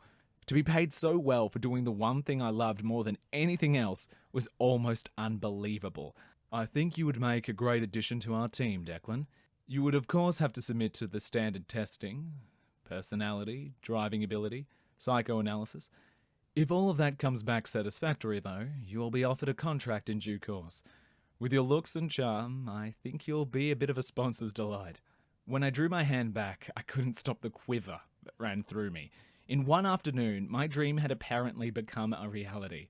I didn't want to get too far ahead of myself, there were still lots of things to consider. But the door had been opened, and all I had to do was walk through. Thank you so much for the opportunity, sir. So, my handsome winner, what spoils will you claim for your victory? I hadn't told Alyssa about the conversation with Danny Sinclair, or his conditional offer, mostly because there were still so many steps to go through before I would even be considered for a contract, and there was no point stressing us both out unnecessarily if it didn't work. Instead, I thought we'd enjoy our last weeks of school together. In a little over a month, we'd be having our formal and graduating high school. We'd work out what came next once we got there. In the meantime, it was still vitally important to keep my nose clean and get good grades. One thing Sinclair had specified was decent results on my high school certificate. Not because I necessarily needed the math or English skills for the job, but because it showed dedication and commitment. In each conversation I had with their recruitment team, those words cropped up over and over, together with the word family. Apparently, Danny didn't like to think of the team as anything less than a family. It was why I tried so hard to concentrate on my algebra homework, despite Alyssa's desire to celebrate my win. She made it harder to focus on my work by looking so damn fine as she sat on her bed. Her back against the headboard and long, slender legs extended in front of her. Each time I glanced at her, I kept thinking I would much rather study her, bruh. Well, she looked at me with come fuck me eyes. Even after almost 2 years, I wondered if she knew exactly what that look did to me. I was instantly hard, and all thoughts of algebra, Sinclair racing, and everything outside of her bedroom went out the window. I climbed up onto the bed and crawled over to her. With a teasing smile, she leaned back away from me as I moved to kiss her. Our dance, her retreating while I advanced, only stopped when she was lying beneath me. Releasing a contented sigh, I captured her mouth with mine. My legs straddled her thighs, my weight pinning her gently beneath me as I kissed her with every ounce of passion I felt for her. After we were both breathless, I removed my mouth from hers and trailed small kisses along her neck, finishing at her collarbone. With teasing nips of my teeth, I sucked her skin into my mouth, marking her as mine with a purplish blemish. As I did, she ran her hands along my chest, undoing the buttons of my school shirt one by one. I knew Josh, Ruth, or Curtis could come barging in at any moment. Alyssa had a lock on her door and always kept it locked when we were alone together, but all of her family knew the secret trick to opening it with a butter knife. After all, they'd each had to break into her room at one time or another after she'd accidentally locked herself out one way or the other. The thought that someone might come crashing through the door at any second only upped the excitement factor for me. I ran my hands up her back and she arched to make room. I undid her bra and in an instant I circled my hands around to cup her breasts. She moaned as my fingertips found her nipples and traced gentle patterns over them. I continued to trail kisses up and down her neck and onto her mouth. Despite the risk of intrusion, we were in no hurry. We'd been taking things a little further each time we'd been together. After the make-out session, where we'd moved beyond dry humping to actually touching each other, things had continued to progress. We laid hands on and in very private areas, and each time it had felt fucking fantastic. She pushed me gently to roll me over so that I was the one on the bottom. "Sit," she said, and I didn't hesitate to follow her instruction. Leaning against her headboard, she sat back on my outstretched legs, gazing up at me. Her natural shyness battled with some desire brewing inside of her. The sight just about did me in. She leaned toward me again, but rather than kissing me, her lips brushed across my earlobe. "I want to try something," she whispered. "Anything," I managed to whisper back, despite being utterly breathless. My stomach tightened and my cock was rock hard. She had me straining for release already, and she hadn't even touched me yet. The anticipation of her touch was driving me insane, which was clearly having an effect on her too.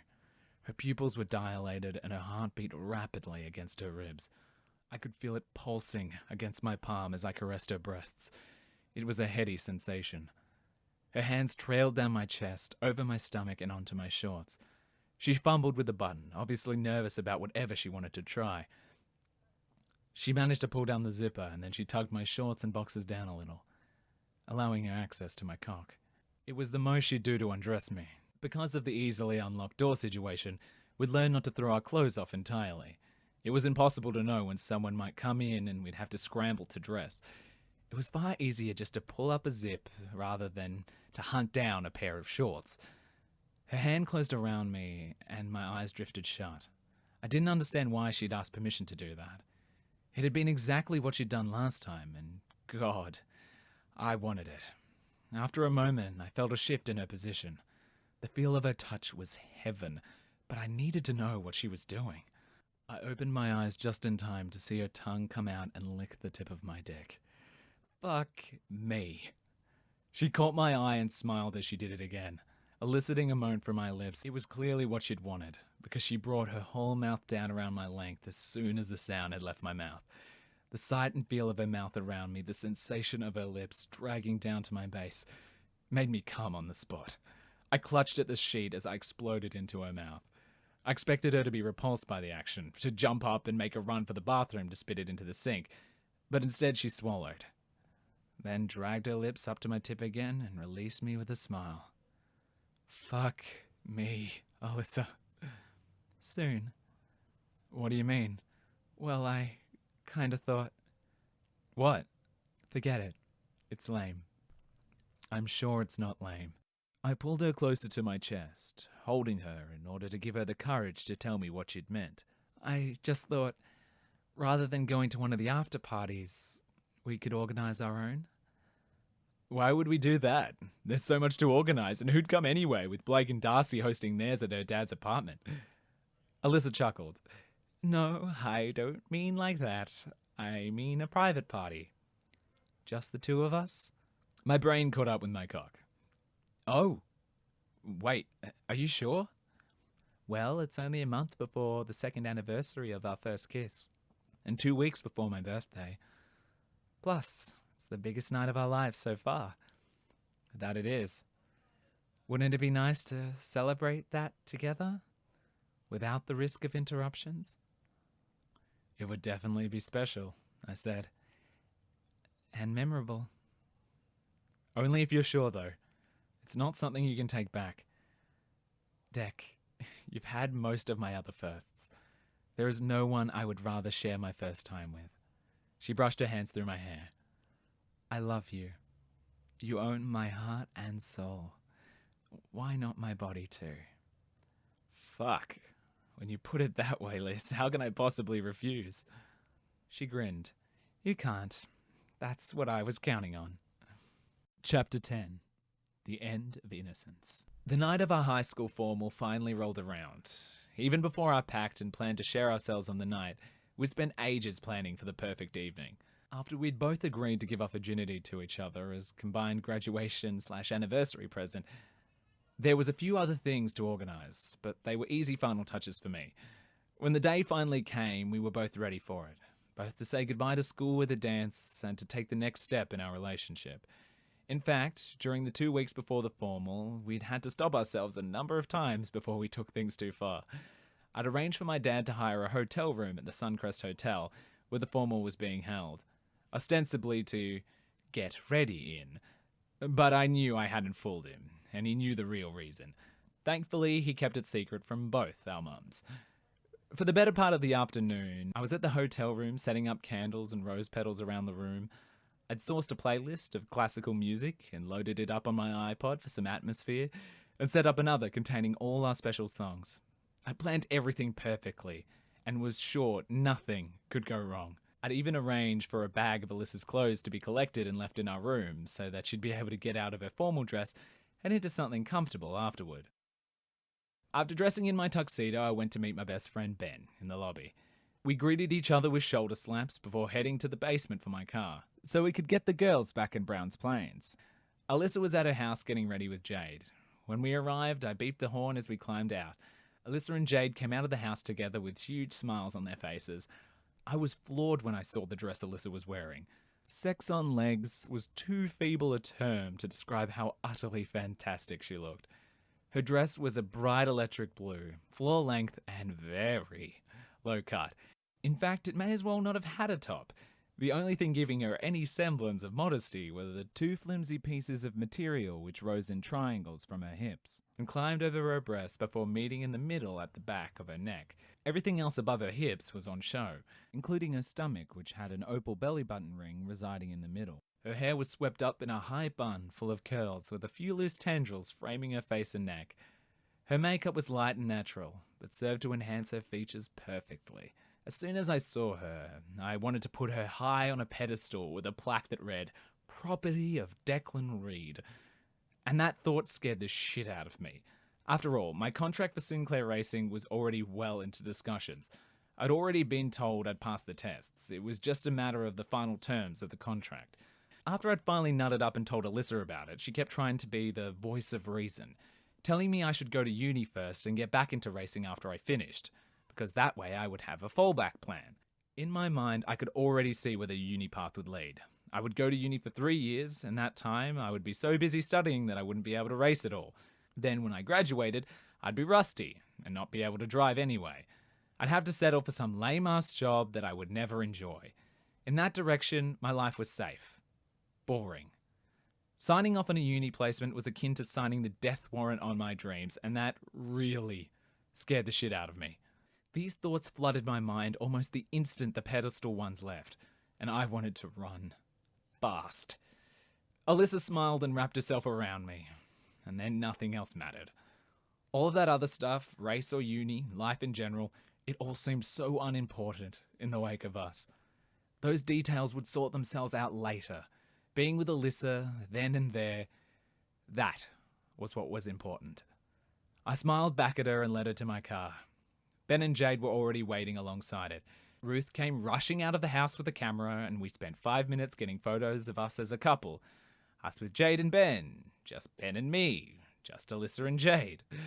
Ruth would have kept going, except we finally escaped into the car and we were away. The dance itself went off without a hitch. We mingled with all of our friends. We headed to the dance floor for a bit of bump and grind, much to our teacher's displeasure. We said teary goodbyes at the end of the night, even though we would all be back at school the following Monday for our final week. Eventually, everyone dispersed, mostly to go to whatever after-formal party they had arranged to attend. As they filtered out, Alyssa and I waited anxiously by the elevator, casting nervous glances at each other. The hotel room key burned a hole in my tuxedo pocket the whole time. We were both ready, but both nervous as hell. When we finally stepped out of the elevator onto our floor, I told Alyssa to wait there. I ran into the room, turned off all the lights and lit the candles. I noticed a bottle of champagne in a cooler in the middle of the room and a box of chocolates to the side of it. I put the keycard down to read the note that sat on top of the chocolates. It simply read, "Be safe," in my father's handwriting. Underneath the paper was a strip of condoms. After gulping down a breath, I threw the note in the bin and pocketed the rubbers. Alyssa would freak if she thought my dad knew what we were planning. Then I thought of Alyssa, in that dress, and I raced from the room to get her. I put my hands over her eyes as I led her down the hallway. I reached for the door handle to let us back in. Only the door was locked, and the key card was inside, right next to the chocolates and the burning candles. Alyssa laughed and kissed my cheek when I told her what I'd done. Then she waited patiently next to the door as I ran down to the front desk to get someone to open the room for me. Once they did and we were in the room, we both were lectured about the danger of unattended candles. After the hotel clerk finally left, I sat on the couch looking sheepishly at Alyssa. It felt like I'd fucked up the whole night and that she must think I was such a loser. Instead of laughing or calling me a fuckhead, Alyssa moved closer and ran her hand down the inside of my thigh, causing my stomach to tighten. Her soft lips brushed my cheek. With my body burning from the inside out at her touch, I turned my head and captured her mouth. I ran my fingers up into her hair, underneath her bun, as I had done on so many other occasions, but my hand caught on something. Yanking at my fingers to shake them loose, I accidentally jerked her head back. I tried again to pull my hand back from her hair, but it was stuck. When I gave it a third tug, Alyssa groaned with pain. "Just give me a second," I said anxiously, gently coaxing her to look away. She chuckled as I started to pull out all sorts of weird wire and crap from her hair until I released my hand. I seriously wondered how she could have that much metal in her head and still be upright. "Sorry, I think the hairdresser might have gone a little overboard," she said, followed by another throaty chuckle. 10 minutes later, I finally had her hair loose and we were laughing together at the pile of fasteners. Are there any other traps I should know about? Well, there is the chastity belt.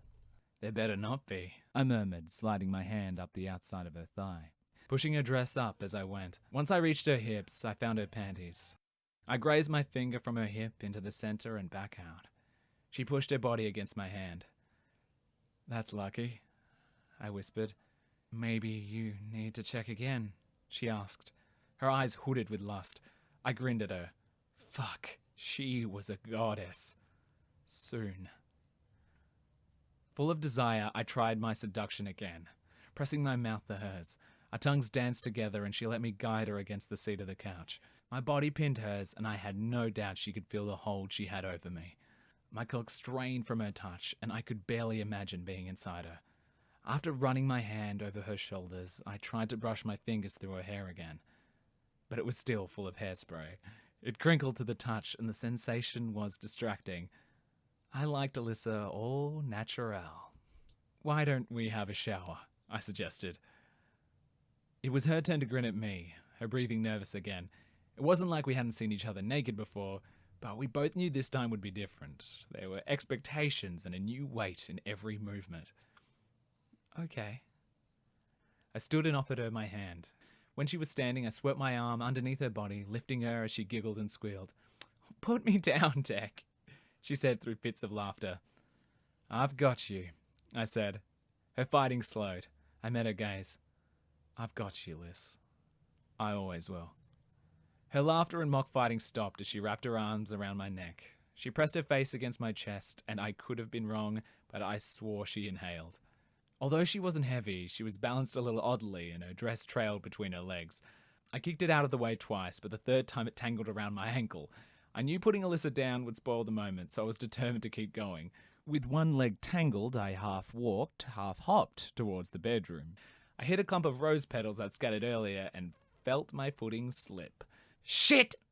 Alyssa wiggled in my arms, no doubt sensing I was about to fall. "Deck!" I managed to keep us both upright long enough to throw Alyssa onto the bed, but the action made the material caught around my leg pull taut, and I tripped over it. The sound of ripping satin filled the air, and a large section of Alyssa's skirt came away. She lay on the bed laughing as I stood, the blue material of her dress draped around my shoulders and over my head. I started laughing too and offered her my hand for the second time. Once she was standing, I saw what little of her dress remained intact had no structural integrity. I brushed it away with my hand and it fell to the floor. All thoughts of showers, romance, and everything else flew out the window. I attacked her with the ferocity of my kiss. That's the only word for it. My mouth was urgent against hers, and her tongue responded in kind. She pushed my jacket off and yanked on the bow tie that was resting around my neck. It was like she couldn't undress me fast enough, couldn't kiss me hard enough, and couldn't touch me as much as she needed. Each item of clothing she removed was tossed across the room haphazardly. Once she relieved me of my shirt, her mouth moved to caress my chest, and her tongue performed minor miracles on the skin there. I stood and unzipped my pants. I pulled them free and did a move that in the moment I thought would be impressive. I whirled them around my head before launching them across the room, straight into a fucking lamp, which crashed to the ground with a bang. Alyssa and I roared with laughter. I had no idea how much that would cost my dad, or how many times I would have to mow the lawn to pay it off, but at that moment, I didn't care. I was right in front of Alyssa, and there was nothing between us but her panties and my boxers. We met each other's gaze and she smiled before nodding. We each made short work of our barriers and the reality hit me. Holy shit, we were actually going to do this.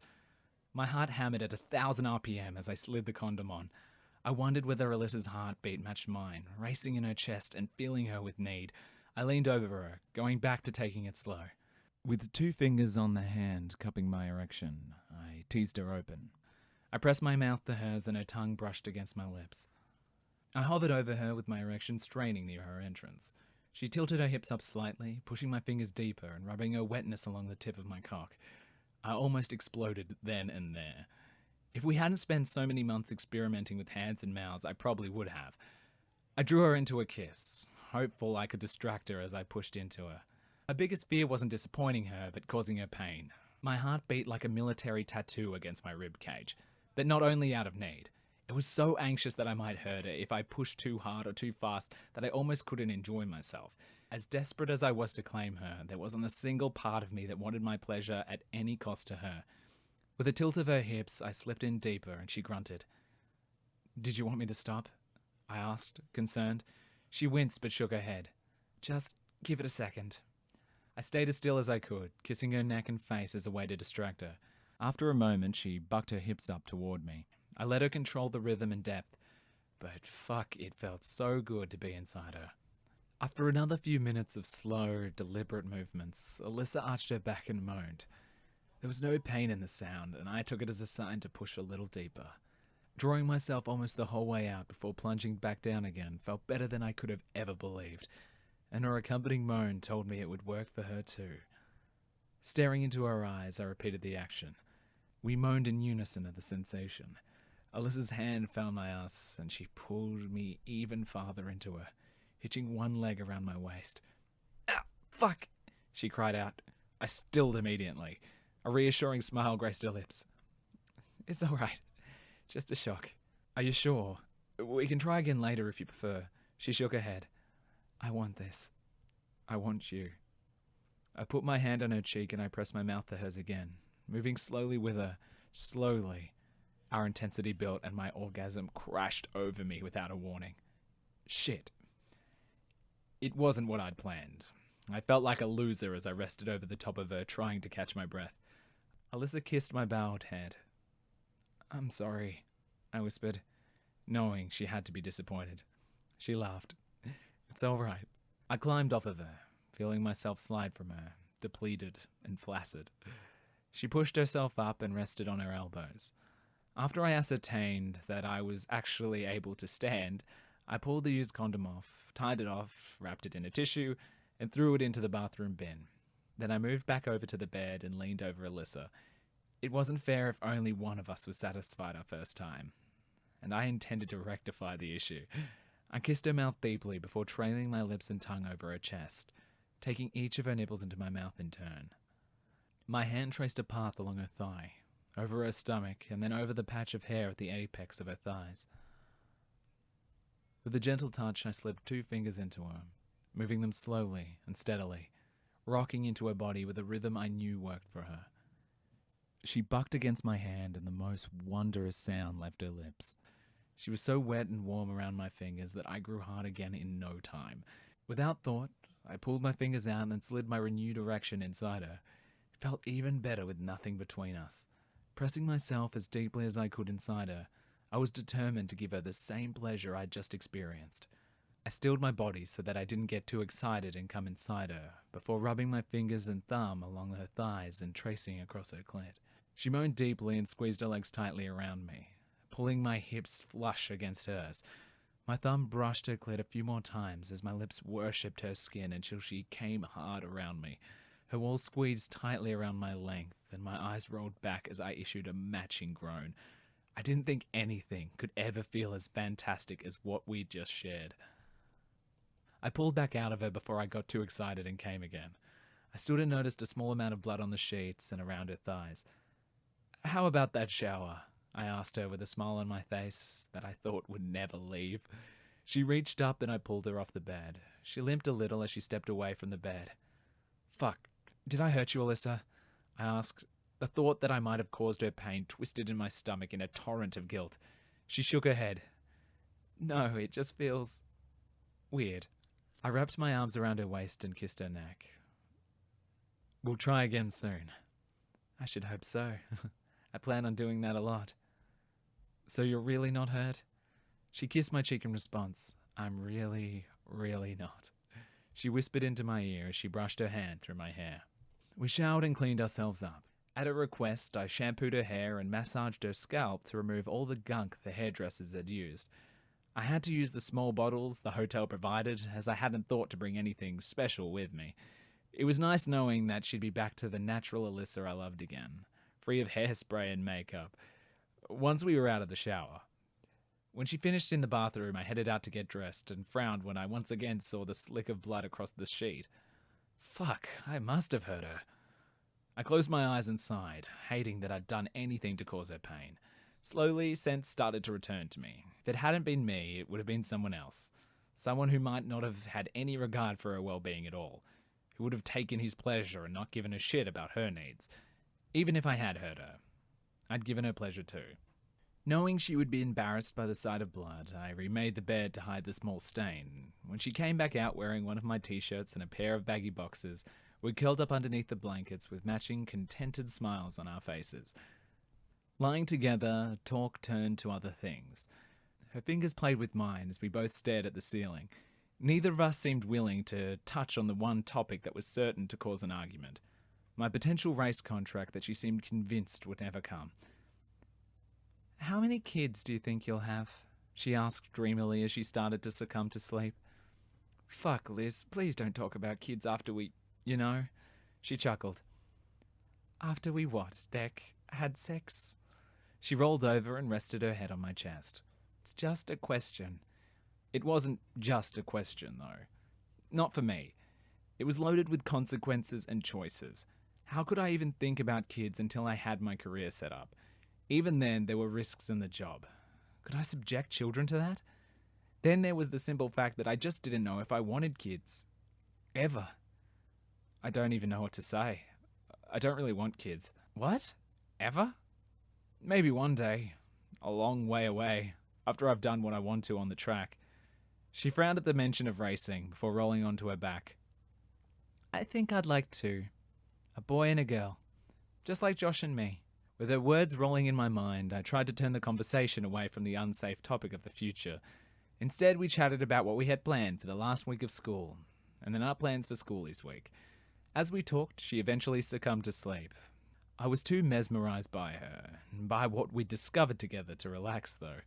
Thoughts of sharing those things over and over with her in our hotel room as we celebrated the end of school with our friends at schoolies consumed me. While she slept, she gravitated even closer to me until she was curled under my arm with her head on my chest. Then she started to talk. At first it was nonsense about the school exams we had just finished, about her mum, her friends. After a while it turned serious. "I love you, Declan." I squeezed her a little tighter. After our argument over using the L word, we used it somewhat sparingly. We both agreed we'd rather it mean something when we said it, rather than it just become a flippant term for every greeting or parting. "Of course I'll marry you." What the fuck? My eyes shot to the smile that graced Alyssa's lips. The words rang in my head together with her earlier questions. and all of the doubts I'd ever had came flooding back. It was evidence of Dad's words. She wanted marriage, kids, the boring suburban life that was sure to follow 3 years of uni. I extricated myself from her hold and climbed out of bed. After pacing for close to an hour, with all my fears racing through my head on a never-ending loop, I spent the rest of the night sitting on the couch staring at nothing. I didn't want that life. I didn't want to be the small-town boy married out of school. I had fucking dreams, and one thing was becoming clear. From that point on, they couldn't include Alyssa, small-town Dawson. Chapter 11. The End of the Dream. Yawning as she walked, Alyssa headed out of the bedroom to sit with me on the couch. My shirt hung to one side, exposing the soft curve of her shoulder. Her hair was piled like a haystack on her head. She'd smoothed it into a ponytail as best as she could without a brush, but because she'd slept with it wet, the curls were out of control. She climbed lazily onto my lap and wrapped her arms around me before planting a kiss against my throat. I put my arms around her too and pressed my cheek against the top of her head. I didn't want to admit the fact that I'd been up the whole night, worrying about something she'd said while she slept. The smell of her had a calming effect on me. It drove thoughts of leaving from my mind. Maybe I'd just been scared. I could get past fear. I wasn't a fucking coward. I gripped her tighter, almost afraid to let her go. "What's the matter, Deck?" she asked, pulling back to look at my face. I shrugged. I didn't know how to voice what I felt. On the one hand, I knew she was all I ever wanted. But on the other, I was terrified of being that dependent on someone. Of needing them as desperately as I needed oxygen. I couldn't imagine being tied down at just 17 or giving up my dream. "I can't believe we only have one more week left of school," she said, trying to distract me from my reverie. I nodded. "Have you thought some more about going to uni? I really think that's the better option in the long run." I shrugged. She scrunched her eyebrows together. "Declan?" I looked into her eyes and I was her captive. The doubts I had seemed crazy. She was it for me. I knew it. Everyone knew it. "Everything else will work itself out, right?" I leaned closer and kissed her as she quickly reciprocated. When I closed my eyes, I saw the life she'd obviously been dreaming about the night before. Her in a white dress walking toward me down the aisle. A house in the suburbs. Kids. Fuck. I was too young to have kids. I was too young to even be thinking about having kids. I pulled away from the kiss and shifted Alyssa on the couch next to me. I stood and walked to the table, leaning against it in an attempt to catch my breath. "What is it? You're starting to scare me." Alyssa walked up behind me and wrapped her arms around my waist. Her voice was strained and tight. I turned toward her and unwrapped myself from her arms. "I don't want kids." "What?" "I don't want fucking kids. I don't want to get married. I don't want any of that shit." "What are you talking about, Deck? Where is this coming from?" She grabbed me again, pressing herself tightly against me. "It's what you want, isn't it? Uni, kids, marriage?" "Sure." Her voice was slow and cautious. "I mean, eventually." I shook my head, trying to clear it. "I don't want any of that shit." She didn't say anything, just tightened her hold on me. I closed my eyes and tried to use her presence to calm myself. But it just made me see that life more clearly, and that scared the hell out of me. "I want to race." "What?" "When the contract for Sinclair Racing comes in, I want to do it. I'm going to do it." "I thought we discussed going to uni together and then seeing what options we had after that." "No, Alyssa, you discussed that. You've never once asked what I want." I pulled away from her again and held up my finger to tell her to stay away. She gasped. "Declan, you don't think I can make a career of racing, do you?" She looked into my eyes for a few seconds, and then she shook her head slightly. "You've never even seen me fucking race." "Well, I'm sorry that cars bore the shit out of me. I fucking let you drag me all around that fucking university open day, and yet you've never once come to watch me race. That was for both of us. No, that was what you wanted for both of us. Fuck that, Declan. She was shouting at me now. Can we not go into this shit today? Why not?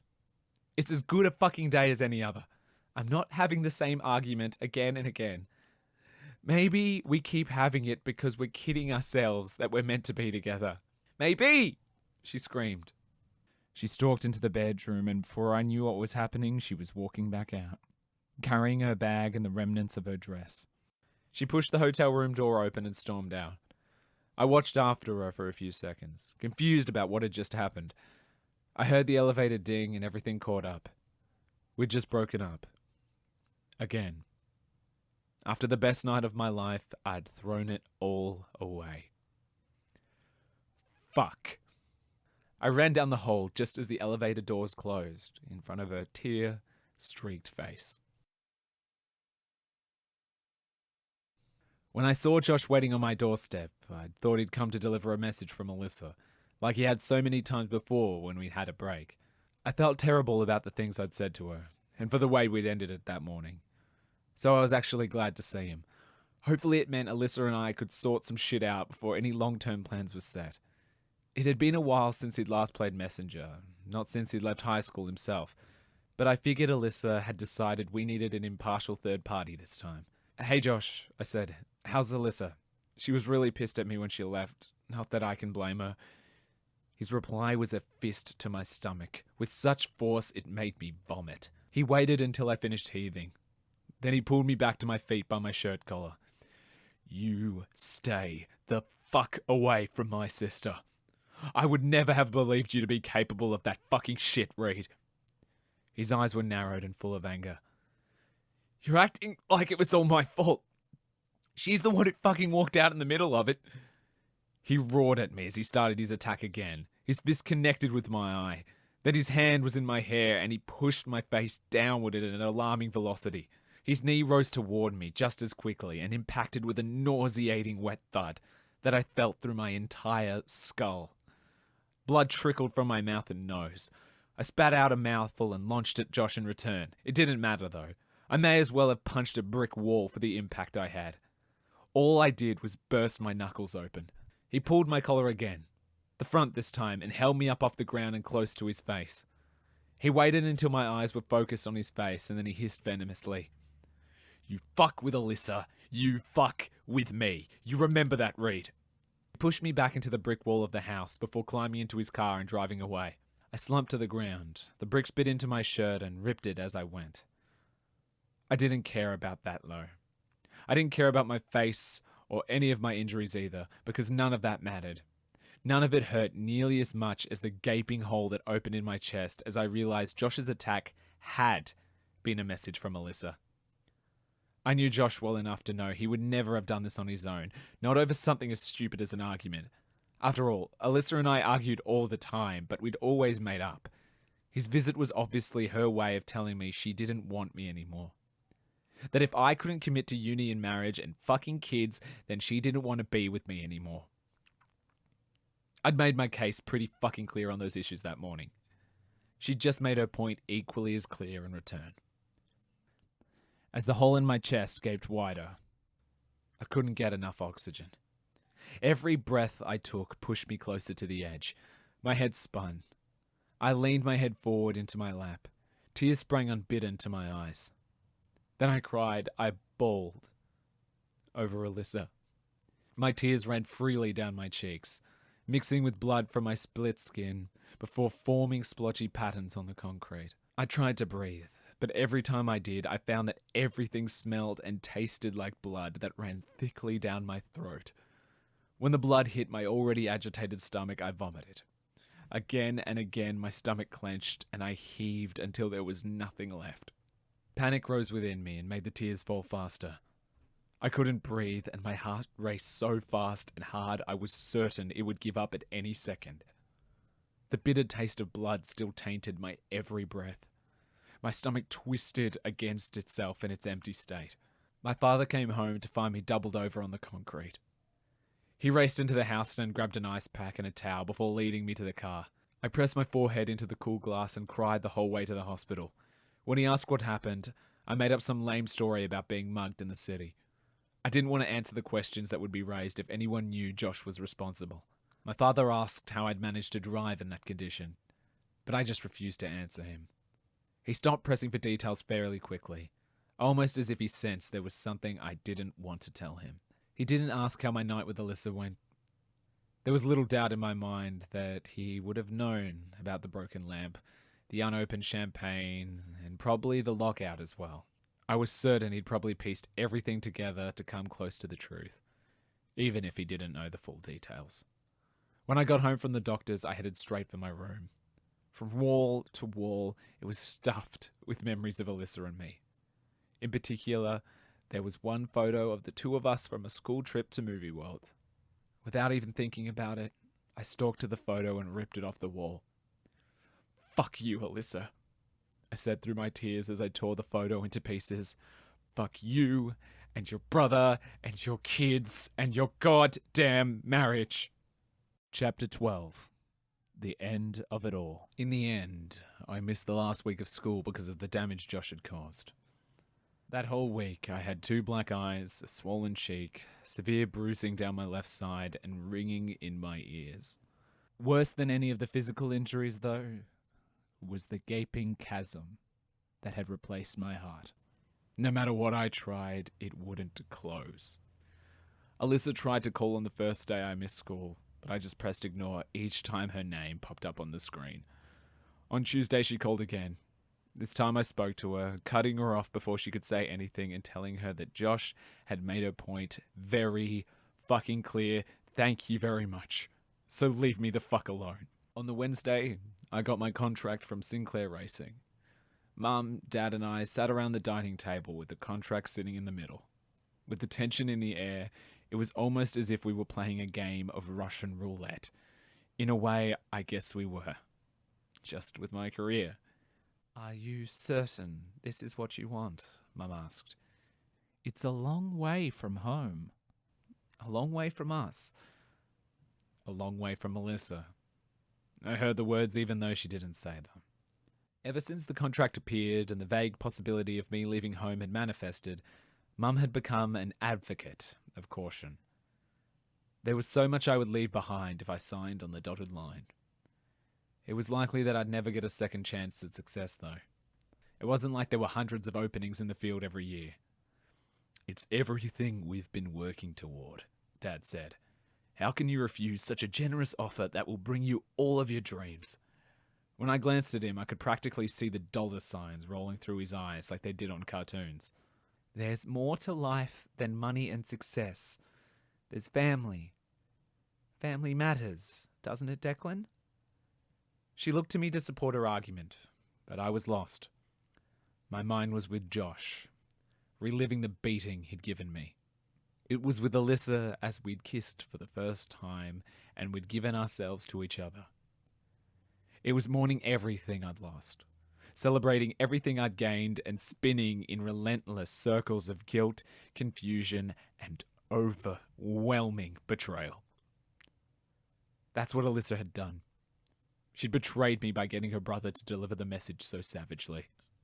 He's got years to worry about family and settling down. Right now, he's young and he's unattached. There's nothing to hold him back. Like Alyssa.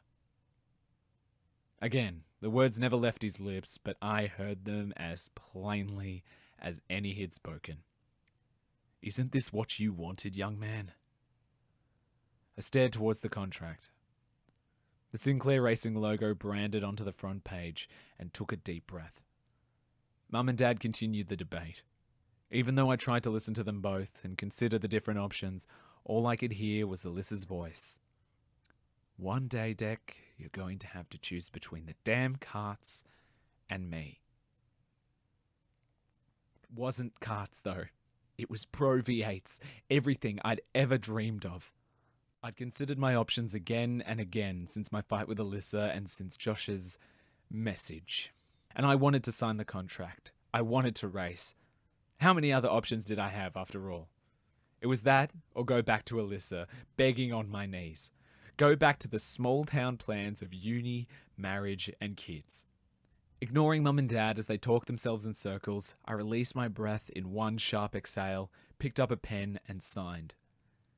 The sound of the pen scratching across the page was enough to draw their attention.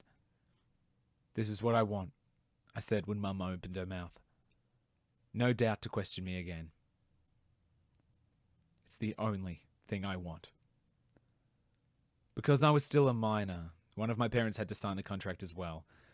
Before Mum could even attempt to talk me out of it, Dad's signature joined mine. I nodded my thanks.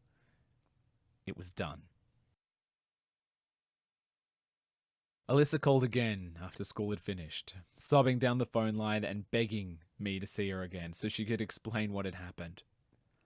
I agreed, but only because I needed to tell her I was leaving.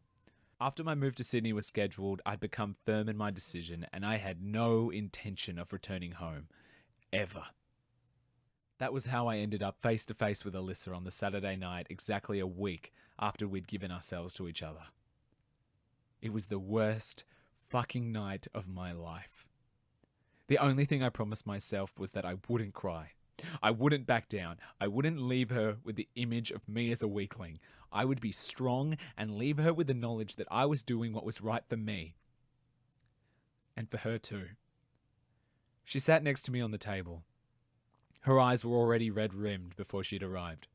Her hair was pulled back into a haphazard bun. She didn't look like she'd paid any attention to her clothes or appearance at all before leaving the house to see me. "Declan."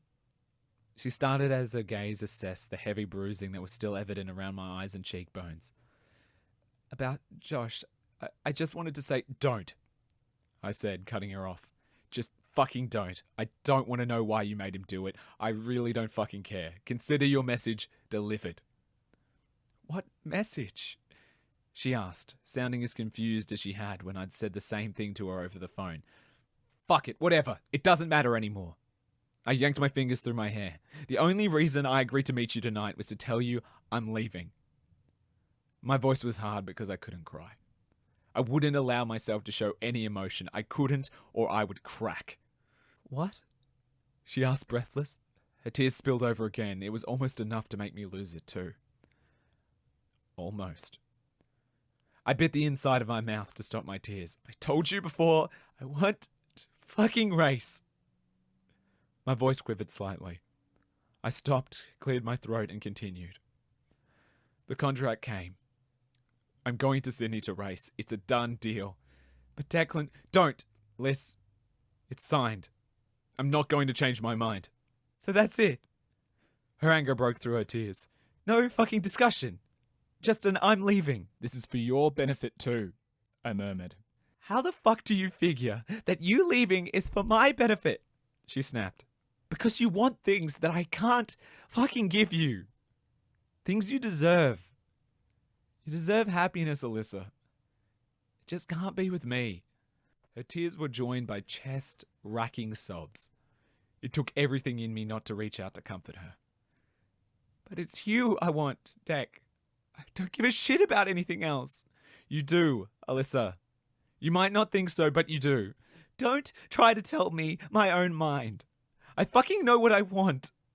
You." I shook my head. "It's too late, Alyssa. I leave on Monday." She recoiled as if I had slapped her. "Monday?" she asked breathlessly. I nodded. "What about schoolies?" I shrugged. "Go by yourself. Or don't go at all. I don't really give a shit." She dropped her head into her hands and a wretched sob escaped her lips. I acted instinctively, pulling her into my chest, and she cried against me. "Don't go," she whispered, her voice strained and broken. "Please." She pushed her face up to mine, and I felt her warm lips moving against me. My lips moved against hers in response. My tongue worked its way into her mouth, and fuck, she tasted good. It was almost enough to break my resolve. Almost, but not quite. I finally remembered myself enough to push her gently away from me. "I'm sorry, Alyssa." I bit back my own tears and ignored the chasm tearing open my chest. "This is what I want." "And you don't want me?" "No." She slapped me and then stalked off into the night. Good riddance. I thought as a way to stop the pain that held my aching heart in a vice-like grip. It was done, and Alyssa hated me. We were over for good. There would be no more on-off, just a permanent, unending off. There was no reason for me to ever see her again. This has been Decide. Written by Michelle Irwin. Narrated by Stuart Anderson. Copyright 2015 Michelle Irwin. Production copyright 2018 Michelle Irwin.